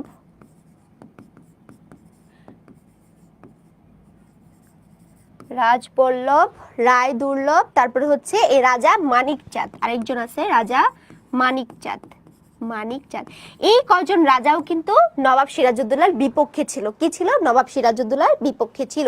এই কয়জন রাজাও কিন্তু তাকে দেখতে পারতো না এবং তারা অনেক ষড়যন্ত্র করছে ইংরেজদের সাথে মিলিত হয়ে। তারা কি করছে, ইংরেজরা বলছে আমরা যদি এই নবাবকে পতন ঘটাইতে পারি তাহলে তোমাদেরকে এত টাকা করে দেওয়া হবে। এবং এটার জন্য তারা কি করে, তারা লোভে পড়ে, আসলে তারা লোভের বশীবর্তী হয়ে কিন্তু তারা কি করেছিল, তারা আমাদের নবাবের বিরোধিতা করেছিল। তারপরে আমরা দেখি যে একদম নবাবের আপন যে খালা ছিল তার নাম কি ছিল, ঘসেটি বেগম। এই ঘসেটি বেগমও কিন্তু কি করেছিল বলতো, এই ঘসেটি বেগম কিন্তু নবাবের সিরাজউদ্দৌলা করেছিল, বিরোধিতা করেছিল নবাব সিরাজউদ্দৌলার। এবং তাকে বলা হয় যে সে ছিল প্রাসাদ ষড়যন্ত্রের মূল। প্রাসাদ ষড়যন্ত্র বলতে কি, অর্থাৎ প্রাসাদের মধ্যে সে যত রকমের ষড়যন্ত্র করতো এই সব কিছুর মূল হোতা ছিল কিন্তু আমাদের ঘসেটি বেগম। তো এই যে ঘসেটি বেগম, তার কিন্তু চরিত্র এত ভালো ছিল না, ঠিক আছে, এটা মনে রাখবা। ঘসেটি বেগমের চরিত্র কিন্তু অত একটা ভালো ছিল না, অর্থাৎ সে হুসেন কুলি নামে একজন ব্যক্তির সাথে তার কি ছিল, একটা অবৈধ সম্পর্ক ছিল। তো এই হুসেন কুলির সাথে তার ভালো একটা প্রেমের সম্পর্ক ছিল, কিন্তু পরবর্তীতে দেখা যায় আসলে সে কেন সিরাজকে পছন্দ করতো না। তার পছন্দ না করার আরেকটা কারণ ছিল যে নবাব আলীবর্দী খাঁ যখন বেঁচে ছিলেন তখন হচ্ছে সে সিরাজউদ্দৌলাকে একটা দায়িত্ব দিছিল যে আচ্ছা তুমি একটু দেখো তো যে তোমার খালার নামে যে একটা মানে অভিযোগ আমার কাছে আসছে যে তার হুসেন কুলির সাথে সম্পর্ক আছে, তুমি এটা একটু যাচাই বাছাই করো এবং তুমি দেখো যে হুসেন কুলি আদতে সে এই ঘটনার সাথে জড়িত কিনা। যখন সিরাজউদ্দৌলা কি করলো, সে যখন এই ঘটনাটার পর্যবেক্ষণ করলো এবং সে দেখলো যে হ্যাঁ আসলেই ঘসেটি বেগমের সাথে হুসেন কুলির একটা অবৈধ সম্পর্ক আছে এবং এইটার জেরে সে এটা কনফার্ম করে আলীবর্দী খাঁকে। এবং পরবর্তীতে আলীবর্দী খাঁ তাকে মানে নির্দেশ দিয়েছিল যে তুমি হুসেন কুলিকে হত্যা করো। এখন নিজের মেয়েকে তো আর মারতে পারবে না, এখন কি করবে, এই হুসেন কুলিকে কিন্তু হত্যা করেছিল আমাদের নবাব সিরাজউদ্দৌলা। সে যখন আলীবর্দী খাঁ যখন বেঁচে ছিল তখন, এবং সেইখান থেকেই আসলে সিরাজউদ্দৌলার সাথে মানে খালা আর বোনের ছেলের সাথে একটা দ্বন্দ্ব লেগে যায়, খালা আর ভাগিনার মধ্যে কি হয়ে যায়, একটা দ্বন্দ্ব লেগে যায়। হুসেন কুলিকে যখন সিরাজ হত্যা করে তখন আসলে আস্তে আস্তে আনুষ্ঠানিক ভাবেই কিন্তু আমরা দেখি যে তাদের মধ্যে একটা কি শুরু হয়ে যায়, স্লাইডের পিক গ্রুপে দিয়ে না, গ্রুপে বলতে কি মানে এই জিনিসগুলো তো তোমাদেরকে পিডিএফ তো দিয়েই দিব, সেখানেই তোমরা পাবা, ঠিক আছে, ওকে। ফার্স্ট কে ছিল সেকেন্ড কে ছিল এখানে তো তাদের কথা বলা নাই, ইতিহাসে তাদের খুব কম কথা বলা হয়েছে, শুধুমাত্র একজনের কথাই বলা হয়েছে, লুৎফুন্নেসা। এবং লুৎফুন্নেসা হচ্ছে যেহেতু তার একদম শেষ মুহূর্ত পর্যন্ত লুৎফুন্নেসাই তার সাথী ছিল, তো লুৎফুন্নেসাকে নিয়ে আসলে দেখা যায় ইতিহাসের মধ্যে কথা বলা হয়েছে। বাট তার যে আগের যে আরো বউ ছিল সেই বউদেরকে নিয়ে তেমন কোনো কথাই বলা নাই, ঠিক আছে? ওকে, দিস ইজ নট উপন্যাস, দিস ইজ নাটক। দিস ইজ নট উপন্যাস, দিস ইজ নাটক, ঠিক আছে? ওকে, তারপরে আমরা এখানে আরেকটা চরিত্র দেখি, তার এই চরিত্রটাকে আমরা আসলে এই চরিত্রটাকে কি বলা আছে, ওর নাম কোথায় লিখবো পরবর্তী স্লাইডে দেখি। আমরা এখানে একটা চরিত্র দেখি, তার নাম হচ্ছে উমিচাঁদ। হ্যাঁ, তার নাম হচ্ছে উমিচাঁদ। তো এই উমিচাঁদ হচ্ছে প্রচুর টাকার লোভী ছিল আর কি, এবং সে টাকার জন্য কি করতো, সে কি করতো মানে নবাবের কথাগুলো, নবাবের যে কথাবার্তা, নবাবের কথা গিয়ে ইংরেজদের কাছে পৌঁছাই দিত, ইংরেজদের কাছে পৌঁছাই দিত, এবং ইংরেজদের যে কথাবার্তা এগুলো আবার নবাবের কাছে সে প্যাচ লাগাইতো। অর্থাৎ সে দুই মুখী একটা সাপের মতো। মানে অনেক মানুষ থাকে না যে অনেক বান্ধবী দেখবা তোমরা, তোমাদের লাইফে অনেক বান্ধবীদের দেখবা তারা কি করে, এই তোমার কথা নিয়ে আরেকজনের কাছে লাগায়, আরেকজনের কথা নিয়ে তোমার কাছে লাগায়, অর্থাৎ মাঝখানে ও ভালো থাকে বাট তোমাদের দুজনের সম্পর্ক খারাপ করে দেয়। তো উমিচাঁদ ছিল কাইন্ড অফ এরকম যে সে দুই পক্ষের কথা গিয়ে লাগাইতো, আর সে কি করছিল, নবাব এবং ইংরেজদের মধ্যে একটা খারাপ সম্পর্ক ক্রিয়েট করছিল। তো এই উমিচাঁদ কিন্তু ভালোই ফাজিল লোক ছিল, এবং আমরা কিন্তু শেষের দিকে দেখি যে উমিচাঁদ ও কিন্তু লাস্টে পাগল হয়ে যায়, কারণ ওকে বলা হয়েছিল যে ও যদি তথ্য দিতে পারে ইংরেজদেরকে তাহলে ওরে কত লাখ টাকা যেন দিবে, এটা হচ্ছে 80 লাখ টাকা নাকি কত লাখ টাকা দিবে বলে ইংরেজরা তাকে কি করেছিল, একটা চুক্তিতে স্বাক্ষর করাইছিল। কিন্তু পরবর্তীতে দেখা যায় যে এই উমিচাঁদকে তারা আর 1 টাকাও দেয় না, কারণ তারা যে দলিলের মধ্যে উমিচাঁদের স্বাক্ষর নিয়েছিল সেটা ছিল হচ্ছে একটা জাল দলিল, আর এই জাল দলিলে স্বাক্ষর করার কারণে কিন্তু সে 1 টাকাও পরবর্তীতে পায় নাই। তো সে টাকার লোভে আসলে টাকার জন্য এত পাগল ছিল যে পরবর্তীতে উমিচাঁদ কিন্তু পাগল হয়ে দেউলিয়া হয়ে যায়। তো এই উমিচাঁদ ছিল একটা হচ্ছে তোমার কি বলতো দুমুখী সাপ টাইপের একটা জিনিস ছিল, ঠিক আছে? হ্যাঁ, অনেক বান্ধবী আছে, এগুলো আছে স্কুল লাইফে বেশি দেখা যায়। ভার্সিটিতে এসে আসলে যদিও আমি বেশি একটা মেয়েদের সাথে মিশি না, আমার বিশ্ববিদ্যালয়ে আমার কোনো মেয়ে ফ্রেন্ড নাই বলতে গেলে, কারণ আমি প্রথম বর্ষ থেকে আসলে দেখছি মেয়েরা এত ক্রিটিক্যাল মাইন্ডেড হয়, আর অনেক প্যাচ ওদের মধ্যে, একটা জিনিস কখনো স্বাভাবিকভাবে চিন্তা করতে পারি না আমরা মেয়েরা। তো এই জন্য আমার কোনো মেয়ে ফ্রেন্ড নেই, আমি মেয়েদের সাথে খুবই কম ছিল। আমার কিছু কাজ যদি দরকার হয়তো কোনো হেল্প লাগবে, ছেলেরা হয় কি, ছেলেরা খুব নিঃস্বার্থভাবে দেখবা কাজ করে, ওরা ওদের ফ্রেন্ডের জন্য নিজের জীবনও দিয়ে ফেলতে পারে, সেটা মেয়ে হোক আর ছেলে হোক, ছেলে হলে তো কোনো কথাই নেই। তো এই ক্ষেত্রে ফ্রেন্ডশিপের ক্ষেত্রে আসলে ছেলেদেরকে কেউ বিট করতে পারবে না। আমরা এরকম অনেক দেখি যে ছেলে বন্ধুকে বাঁচাইতে গিয়ে ট্রেনে হচ্ছে কাটা পড়ছে, বন্ধুকে বাঁচাইতে গিয়ে পানিতে পড়ে মারা গেছে, বন্ধুকে বাঁচাইতে গিয়ে কারেন্টের শক খেয়ে মারা গেছে। তো এটা আসলে ছেলেদের ক্ষেত্রে হয়, কিন্তু মেয়েরা দেখবা দূরে দাঁড়ায় দেখবে, কিন্তু তারপরে নিজের জান দিবে না এরকম। তো তারপরে দেখো আমি লাস্ট ইয়ার, ওকে, মেয়ে ফ্রেন্ড নাই, না না আমার সত্যি কথা বিশ্বাস করে আমার কোনো মেয়ে ফ্রেন্ড নাই। আছে তথাকথিত একদম মুখে মুখে খুবই মিষ্টি, আরে বান্ধবী কেমন আছিস দেখলে একদম জান খুল্লা দিয়ে ফেলে, কিন্তু ভিতর থেকে আসলে আমি ওরকম ভাবে কাউকে অ্যাকসেপ্ট করতে পারি না। হ্যাঁ, আমার ভার্সিটি লেভেলের কথা বলতেছি, বাট আমার কলেজ লাইফে 3 জন বেস্ট ফ্রেন্ড আছে, ওদের কথা একদমই আলাদা। বাট আমার ভার্সিটি লেভেলের কথা বললাম, ভার্সিটিতে হয় কি খুবই সাময়িকের পরিচয়, তো ওই জায়গাটাতে তোমরা দেখবা যে যারাই ফ্রেন্ড হয়, মানে রিয়েল ফ্রেন্ড পাইতে গেলে তোমার অনেক কষ্ট হবে, কারণ এই সাময়িক পরিস্থিতি, আর সবাই তখন ম্যাচিওর হয়ে যায়, সবাই অনেক স্বার্থপর। বিশ্ববিদ্যালয়ের জীবনটাই চলে স্বার্থের উপরে, স্বার্থ ছাড়া কেউ তোমার জন্য কোনো কাজ করবে না, এটা সবসময়। ছেলে ফ্রেন্ড বলতে আমি ছেলেদের সাথে ওরকম একটা বেশি মিশি না, বাট ওই যে যতটুকু অনেক সময় থাকে না হেল্প লাগে, যে এটা একটু করে দিবি ওটা একটু করে দিবে, তো দেখা যায় যে ওদের থেকে আমি কিছুটা হেল্প নেই। কিন্তু মেয়েদের ওদের যদি একটু বলি চল নিউ মার্কেটে একটা বই কিনতে যাবো, তাও যাবে না, জীবনে যাবে না। দোস্ত কোমর ব্যথা, দোস্ত আজকে জ্বর, আরে ঠান্ডা লেগে গেছে আর বলিস না, টিউশন করে আসছি, এমন করবে, জীবনে যাবে না। আচ্ছা, তারপরে দেখো আমরা এখন চলে যাব হচ্ছে নবাব সিরাজের কাছে, এবং নবাব সিরাজের যে স্ত্রী ছিল তার নাম ছিল কি বলতো, আমরা আরেকজনকে দেখি যে নবাব সিরাজের স্ত্রী ছিল, যে হচ্ছে নবাব সিরাজের পক্ষে ছিল, তার স্ত্রীর নাম ছিল হচ্ছে কি বলতো, লুৎফুন্নেসা। সুন্দর নাম, লুৎফুন্নেসা। নেসা। এবং এই যে লুৎফুন্নেসা সে কিন্তু তার মৃত্যু পর্যন্ত, এই লুৎফুন্নেসা কিন্তু তার মৃত্যু পর্যন্ত কি ছিল বলতো, মানে সিরাজের পাশে ছিল। এবং এই লুৎফুন্নেসার আবার বাপের নাম ছিল হচ্ছে ইরিচ খা, ঠিক আছে। লুৎফুন্নেসার যে বাবা ছিল তার নাম ছিল হচ্ছে ইরিচ খা। এবং এই ইরিচ খা কিন্তু অনেক লোভী একজন মানুষ ছিল, সে ছিল খুবই লোভী। এবং সে কি করে, নবাব সিরাজউদ্দৌলা যখন প্রায় লোভী লোভী তো হচ্ছে নবাব সিরাজউদ্দৌলা যখন যুদ্ধে প্রায় হেরে যাবে অবস্থা, তার সব সৈন্যকে মেরে ফেলছে ইংরেজরা, তখন কি করে সে তার এই শ্বশুর মশাইয়ের কাছে কিন্তু সাহায্য চায়। তখন তার শ্বশুর কি করে, তার কাছ থেকে অনেক টাকা নেয় ওই মুহূর্তে, কিন্তু তাকে কোনো সৈন্য না দিয়ে সে এই টাকা নিয়ে পালিয়ে যায়। অর্থাৎ মেয়ের জামাইকে সে এক প্রকার একটা চিট করে। তো ইরিচ খা কিন্তু অত ভালো লোক ছিল না, সে হচ্ছে টাকা আনার কথা, মানে সৈনিক আনার কথা বলে সে টাকা নিয়ে পালিয়ে যায়, ঠিক আছে। আচ্ছা, সুবিধা নেওয়ার জন্যই বন্ধুত্ব, সুবিধা, দুনিয়াটা চলেই সুবিধার উপরে ভাই, দুনিয়াটা চলেই। তুমি দেখো এমন একটা সম্পর্ক দেখাও যেটা নিঃস্বার্থভাবে তোমার জন্য কাজ করে, মানে নিঃস্বার্থ। বাবা মার ক্ষেত্রে চিন্তা করো, বাবা মাও কিন্তু তার শেষ সম্বল হিসেবে তোমাকে জন্ম দেয়, এবং বাবা মাও কিন্তু আশা রাখে তোমার উপরে যে তুমি যখন বড় হবা, চাকরি বাকরি করবা, তখন তাদের দেখাশোনা করবা। তাহলে এটাও কি একটা স্বার্থ না? তাদের নিজেদের স্বার্থের জন্যই তো, না? তো থাকে কিছু বাবা মায়েরা হয়তো, বাট আমি মেনলি সব সম্পর্কেই স্বার্থের উপরে দেখি। পৃথিবীটা চলেই স্বার্থের উপরে, স্বার্থ ছাড়া এখানে কেউ তোমার আজেরা তোমার সাথে টাইম পাস করবে? কেউ করবে না। প্রত্যেক জায়গায় কিন্তু হ্যাঁ ইয়ে থাকে।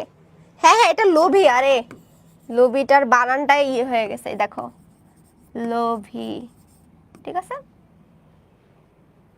আচ্ছা, নিঃস্বার্থ ভালোবাসা পাবা না। ওকে, তারপরে আমরা চলে যাই। হ্যাঁ হ্যাঁ হ্যাঁ, লোভী, ঠিক করছে ঠিক করছে। আরে লোভী রে, লোভী, এই লোভী তোমাদের সাথে আমি হচ্ছে কি কথা বলতেছি প্লাস হচ্ছে লিখতেছি, তো তাই এই বানানের দিকে আর খেয়াল নেই। তারপরে চলে আমরা কোথায় চলে যাচ্ছি, তারপরে আমরা দেখলাম যে শ্রী লুৎফুন্নেসার এবং তার বাবার পরিচয়টা আমরা জানলাম। তারপরে আমরা চলে যাই আমাদের মেইন ঘটনায়। আমরা মেইন ঘটনাটা কিছুক্ষণ আলোচনা করে তারপরে আমরা শেষ করে দিব। তো এই জায়গাতে দেখো, আমরা জানতাম যে আমাদের যে ভারতবর্ষটা ছিল, এই ভারতবর্ষে কি করতো বলতো, অনেক অনেক মানে বিদেশি অনেক গোষ্ঠী ছিল, তারা হচ্ছে আমাদের ভারতবর্ষে বাণিজ্য করতে আসতো। এবং তখনকার সময় দেখতাম যে বাণিজ্য প্রথাটা ছিল যে মানে একটা দল গিয়ে অন্য দেশে জিনিস বিক্রি করতো। যেমন আমরা বাংলাদেশ থেকে ইনপুট আউটপুটের আমাদের অনেক বিজনেস থাকে না, এটাই তখনকার সময় বাণিজ্য। এখন তো আমরা দেশে বসেই ইনপুট আউটপুটের বিজনেসটা করতে পারি, কিন্তু তখনকার সময় তো সেটা সম্ভব ছিল না, কারণ যোগাযোগ ব্যবস্থা অত ভালো ছিল না। তো তখন কি হতো, এই যে ফরাসিরা, তারপর ডাচরা, পর্তুগিজরা, তারা কি করতো, তারা এসে এই দেশের মধ্যে তাদের দেশের পণ্য নিয়ে আসতো, বিক্রি করতো এবং এখানকার জিনিস কিনে তাদের দেশে নিয়ে যেত। এটাকে বলা হচ্ছে বাণিজ্য। তারা হচ্ছে ভারতবর্ষে কেন আসতো বলতো, তারা ভারতবর্ষে আসতো হচ্ছে বাণিজ্য করার জন্য। কারা বাণিজ্য করার জন্য কারা কারা আসছে, আমরা পর্তুগিজদের দেখছি, পর্তুগিজ, তারপর হচ্ছে আমরা দেখছি হচ্ছে ফরাসিদেরকে দেখছি, তারপর হচ্ছে আমরা ডাচদেরকে দেখছি, তাই না? এই ডাচ, ফরাসি এবং পর্তুগিজ, এই সবাইকে কিন্তু আমরা দেখেছি যে তারা পুরো ভারতবর্ষতে হচ্ছে তারা কি করতে আসছিল বলতো, তারা ব্যবসা করতে আসছিল, তাই না? কিন্তু সর্বশেষ আমরা যে গোষ্ঠীটাকে দেখি সেটা ছিল সর্বশেষে, একদম একদম শেষ পর্যায়ে, সর্বশেষে যারা আসছিল তারা হচ্ছে ইস্ট ইন্ডিয়া কোম্পানি। কারা? ইস্ট ইন্ডিয়া কোম্পানি, ঠিক আছে, ইস্ট ইন্ডিয়া কোম্পানি। তো ইস্ট ইন্ডিয়া কোম্পানি কিন্তু পরবর্তীতে তারা এই ভারতবর্ষে আসে। তো ইস্ট ইন্ডিয়া কোম্পানি বলে না, তুই একটা ব্রিটিশ, তো এরা ছিল আসলে আমরা যাদেরকে বলি আর কি, এরা ছিল হচ্ছে ব্রিটিশ। তো এই ব্রিটিশ থেকেই কিন্তু আসছে যে কি বলতো, ব্রিটিশ। আমরা বলি না এই ছেলেটা অনেক ব্রিটিশ মানে কি, সে অনেক দুষ্টু। তো এই যে ইস্ট ইন্ডিয়া কোম্পানির মানুষজন কিন্তু অনেক দুষ্ট প্রকৃতির ছিল এবং এরা এত চিকন বুদ্ধি সম্পন্ন ছিল। এরা এসে দেখতেছে, আরে বাবারে, এই পুরো ভারতবর্ষ তো একটা সোনার খনি, এখান থেকে যদি তারা সবকিছু নিয়ে যেতে পারে তাদের দেশ তো একদম উন্নত হয়ে যাবে। তো তারা কি করলো, তারা কিন্তু এখানে শুধুমাত্র এই যে ইংরেজরা, দেখো এরা কত খারাপ ছিল, এই যে ইংরেজরা, এরা কিন্তু শুধুমাত্র বাণিজ্য করার উদ্দেশ্যে আসলেও তারা কিন্তু এসে এই জায়গায়, অর্থাৎ এই ভারতবর্ষের যে পলিটিক্স ছিল, এই পলিটিক্সের সাথে কিন্তু তারা কি হয়, জড়ায় যায়। অর্থাৎ তারা দেখে যে এখানকার মানুষ আসলে এখানকার মানুষরে জাস্ট মিষ্টি মিষ্টি কথা বললে আর কিছু টাকা পয়সা দিলে এরা গলে যায়, এবং এরা এত পরিমাণে বোকা যে মানে এরা নিজেদের মধ্যে এদের বন্ডিং ভালো না। তোমরা দেখবে একটা জাতিকে তখনই ধ্বংস করা যায় যখন তাদের নিজেদের মধ্যে বন্ডিং থাকে না। তোমরা দেখবে বন্ডিং না থাকার কারণেই কিন্তু আসলে আমরা দেখেছি যে ঘসেটি বেগম সহ হচ্ছে তোমার নবাবের যত কর্মচারী ছিল সবাই কিন্তু তার বিরোধিতা করেছে। যদি নবাবের উপর তারা ভরসা রাখতো এবং নবাব যদি এই সকল মানুষদের সাথে বন্ডিং ভালো রাখতে পারতো, এই প্রত্যেকটা মানুষের বিরুদ্ধে গিয়ে আসলে ইংরেজদের পক্ষে জয়ী লাভ করাটা কিন্তু এত সহজ ছিল। তাই ইংরেজরা এসে বুঝে গেছে আরে বাপরে এদের মধ্যে তো অনেক ঝামেলা, এরা কেউ কারোর দেখতে পারে না, কেউ কারো কি ভালো দেখতে চায় না, এরা তো নিজেরা মারামারি করে মরে যায়। তখন ওরা কি করলো, এখানটায় এসে ওরা পলিটিক্সে ঢুকে গেল, এবং ওরা পলিটিক্সে ঢুকে ওরা যে কাজটা করলো, ওরা আস্তে আস্তে ওরা চিন্তা করলো যে আমরা আস্তে আস্তে কি করব, আমরা আস্তে আস্তে এই পুরো ভারতবর্ষটাকে দখল করে ফেলবো। তখন অলরেডি তারা মাদ্রাজ এবং কর্ণাটক, মাদ্রাজ প্লাস হচ্ছে তোমার কর্ণাটক তারা দখল করে নেয়। অর্থাৎ তারা শুধুমাত্র বাণিজ্য করতে আসলেও তারা কি করে মাদ্রাজ এবং কর্ণাটককে তারা কি করে দখল করে নেয়। কত বড় সাহস, কাইন্ড অফ তোমার ইসরায়েলিদের মতো। যেমন ইসরায়েলিরা কি করছে, ইসরায়েলিরা হচ্ছে যেমন আমাদের দেশে আমরা রোহিঙ্গাদেরকে আশ্রয় দিয়েছি না, কারণ মিয়ানমারের মানুষজন যখন তাদের উপর অত্যাচার করতেছিল তখন কিন্তু আমরা আমাদের দরজা খুলে দিয়েছি। তো এইভাবে কিন্তু কি করছে তোমার এই রোহিঙ্গারা আমাদের দেশে চলে আসছে।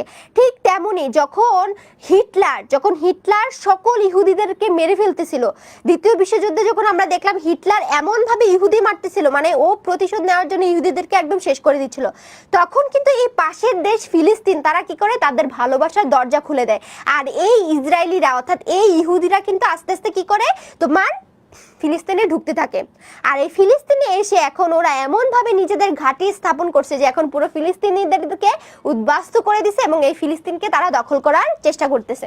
তো এই জায়গাটাতে দেখো কাইন্ড অফ এই ইংরেজরা কিন্তু আমাদের ভারতবর্ষে ফিলিস্তিনিদের মতো ছিল, এবং তারা এখানে আসছিল বাণিজ্য করতে, এসে তারা পলিটিক্স করা শুরু করে, এবং আস্তে আস্তে দেখা যায় তারা কয়েক মাসের মধ্যে তারা মাদ্রাজ এবং কর্ণাটক এই দুইটা অঞ্চল পুরো দখল করে ফেলে। এখন তোমাদের মনে প্রশ্ন আসতে পারে না যে এখন তোমাদের এটা মনে থাকবে না?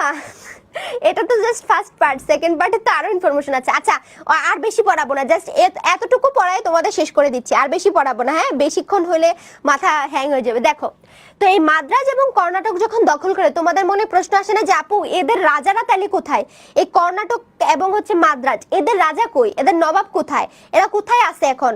তো এদেরকে কি করছে দেখো, ইংরেজরা কি করলো, এদেরকে কিছু টাকা পয়সা খাওয়ায়া বললো যে তোমরা তোমাদের নবাবের আসনেই থাকো, তোমরা শুধুমাত্র কি করবা, দেশ পরিচালনা করবা, মানে তোমরা শুধু আসনে বসে থাকবা আর আমরা পুরো দেশটা পরিচালনা করব, অর্থাৎ মাদ্রাজ এবং কর্ণাটকটা আমরা পরিচালনা করব, তোমরা শুধু বসে বসে খাও। তো ওদের বসে বসে খাওয়ার জন্য কি করলো, যত নর্তকী আছে ওদেরকে দিতে থাকলো, যত মদ আছে ওদেরকে দিতে থাকলো, যত রকমের যা কিছু গাঁজা মাজা দেওয়া যায় সব ওদেরকে দিল, দিয়ে কি করলো ওদেরকে সারাক্ষণ নারী নৃত্য গান বাজনা এই সবকিছু দিয়ে ওদেরকে খুশি করার চেষ্টা করলো, এবং এগুলো পাইয়া তো ওরা অনেক খুশি। আর বাঙালি এত খারাপ, তো বাঙালি কিন্তু এগুলো পাইয়া কি করলো, ওরা অনেক খুশি হয়ে গেল, এবং ওরা কি করলো পুরো দুইটা রাজ্যের এই মাদ্রাজ এবং কর্ণাটক পুরো দুইটা প্রদেশের দায়িত্ব কিন্তু চলে যায় ইংরেজদের হাতে। তোমাদের মনে প্রশ্ন আসে না, ধরো আমার কথা চিন্তা করি, আমাদের কথাটাই চিন্তা করো না, ধরো এসিএস এর মধ্যে এসিএস এর প্রধানকে আমাদের অপার ভাই, এখন অপার ভাইকে যদি একটা জায়গায় বসায় রেখে এখন বাকি যে আমাদের ভাইরা আছে তারা যদি বলে আপনি শুধু ডিসিশন দিবেন আর বাকি সব পরিচালনা আমরা করব, তাহলে দেখো কত বিশৃঙ্খলা সৃষ্টি হবে না? যে এসিএস এর সিদ্ধান্ত আলাদা মানুষজন নিচ্ছে, এটা তো এসিএস এর খারাপও হইতে পারে ভালো হইতে পারে, কাইন্ড অফ এমন যে ওরা শুধুমাত্র আসনে বসেছিল কিন্তু পুরো পলিটিক্সটা খেলতো কিন্তু কারা বলতো, ইংরেজরা। তারা অনেক বেশি বুদ্ধি ছিল, এদের মাথায় এত চিকন বুদ্ধি ছিল।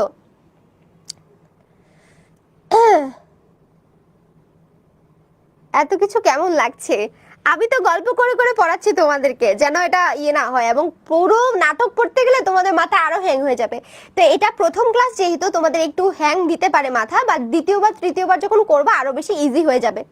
তো তারপর হচ্ছে কি করে তারা কর্ণাটক দখল করে, এবং তারা কি করে এই যে মাদ্রাজ এবং কর্ণাটকের যারা বাদশা ছিল বাদশা ছিল অর্থাৎ নবাব ছিল তাদেরকে কি করে উপহার পাঠায়া দেয়, তাদেরকে উপহার দিতে থাকে, টাকা পয়সা দিতে থাকে। এগুলোর কারণে আস্তে আস্তে ওই সব নবাবরা কি করে ইংরেজদের উপরে দায়িত্ব ছেড়ে দিয়ে তারা কি হয় নারী এবং মদ এই সব নিয়ে ব্যস্ত হতে থাকে। তো আজকে আমাদের এই পর্যন্ত থাকবে।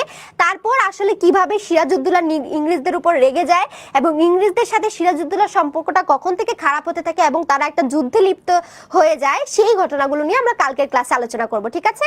ওকে, আশা করছি এতটুকু পর্যন্ত বুঝতে পারছো এবং খুব বোর্ড হইছো জানি। কিছু করার নাই, আসলে বোর্ড হইলো কারণ আমাদের পড়তে হবে, কিছু তো করার নাই, তাই না? ওকে, নেক্সট ক্লাসে আবারও দেখা হবে। ইয়ার ফাইনাল তো অটো ইনফরমেশন কেমন লাগছে অন্য সময় হলে। আচ্ছা আচ্ছা ঠিক আছে, সমস্যা নেই। ফেব্রুয়ারি 1969 পাচ্ছ না, এটা কই যাবে বলো তো? এটা কি ডিলিট হয়ে গেল কিনা? আচ্ছা দাঁড়াও আমি দেখতেছি, এখনই ইনফর্ম করতেছি। ওকে, টাটা, ভালো থাকো। কালকে আবার দেখা হচ্ছে তোমাদের সাথে এই সময়ে। সবাই চলে এসো ক্লাসে।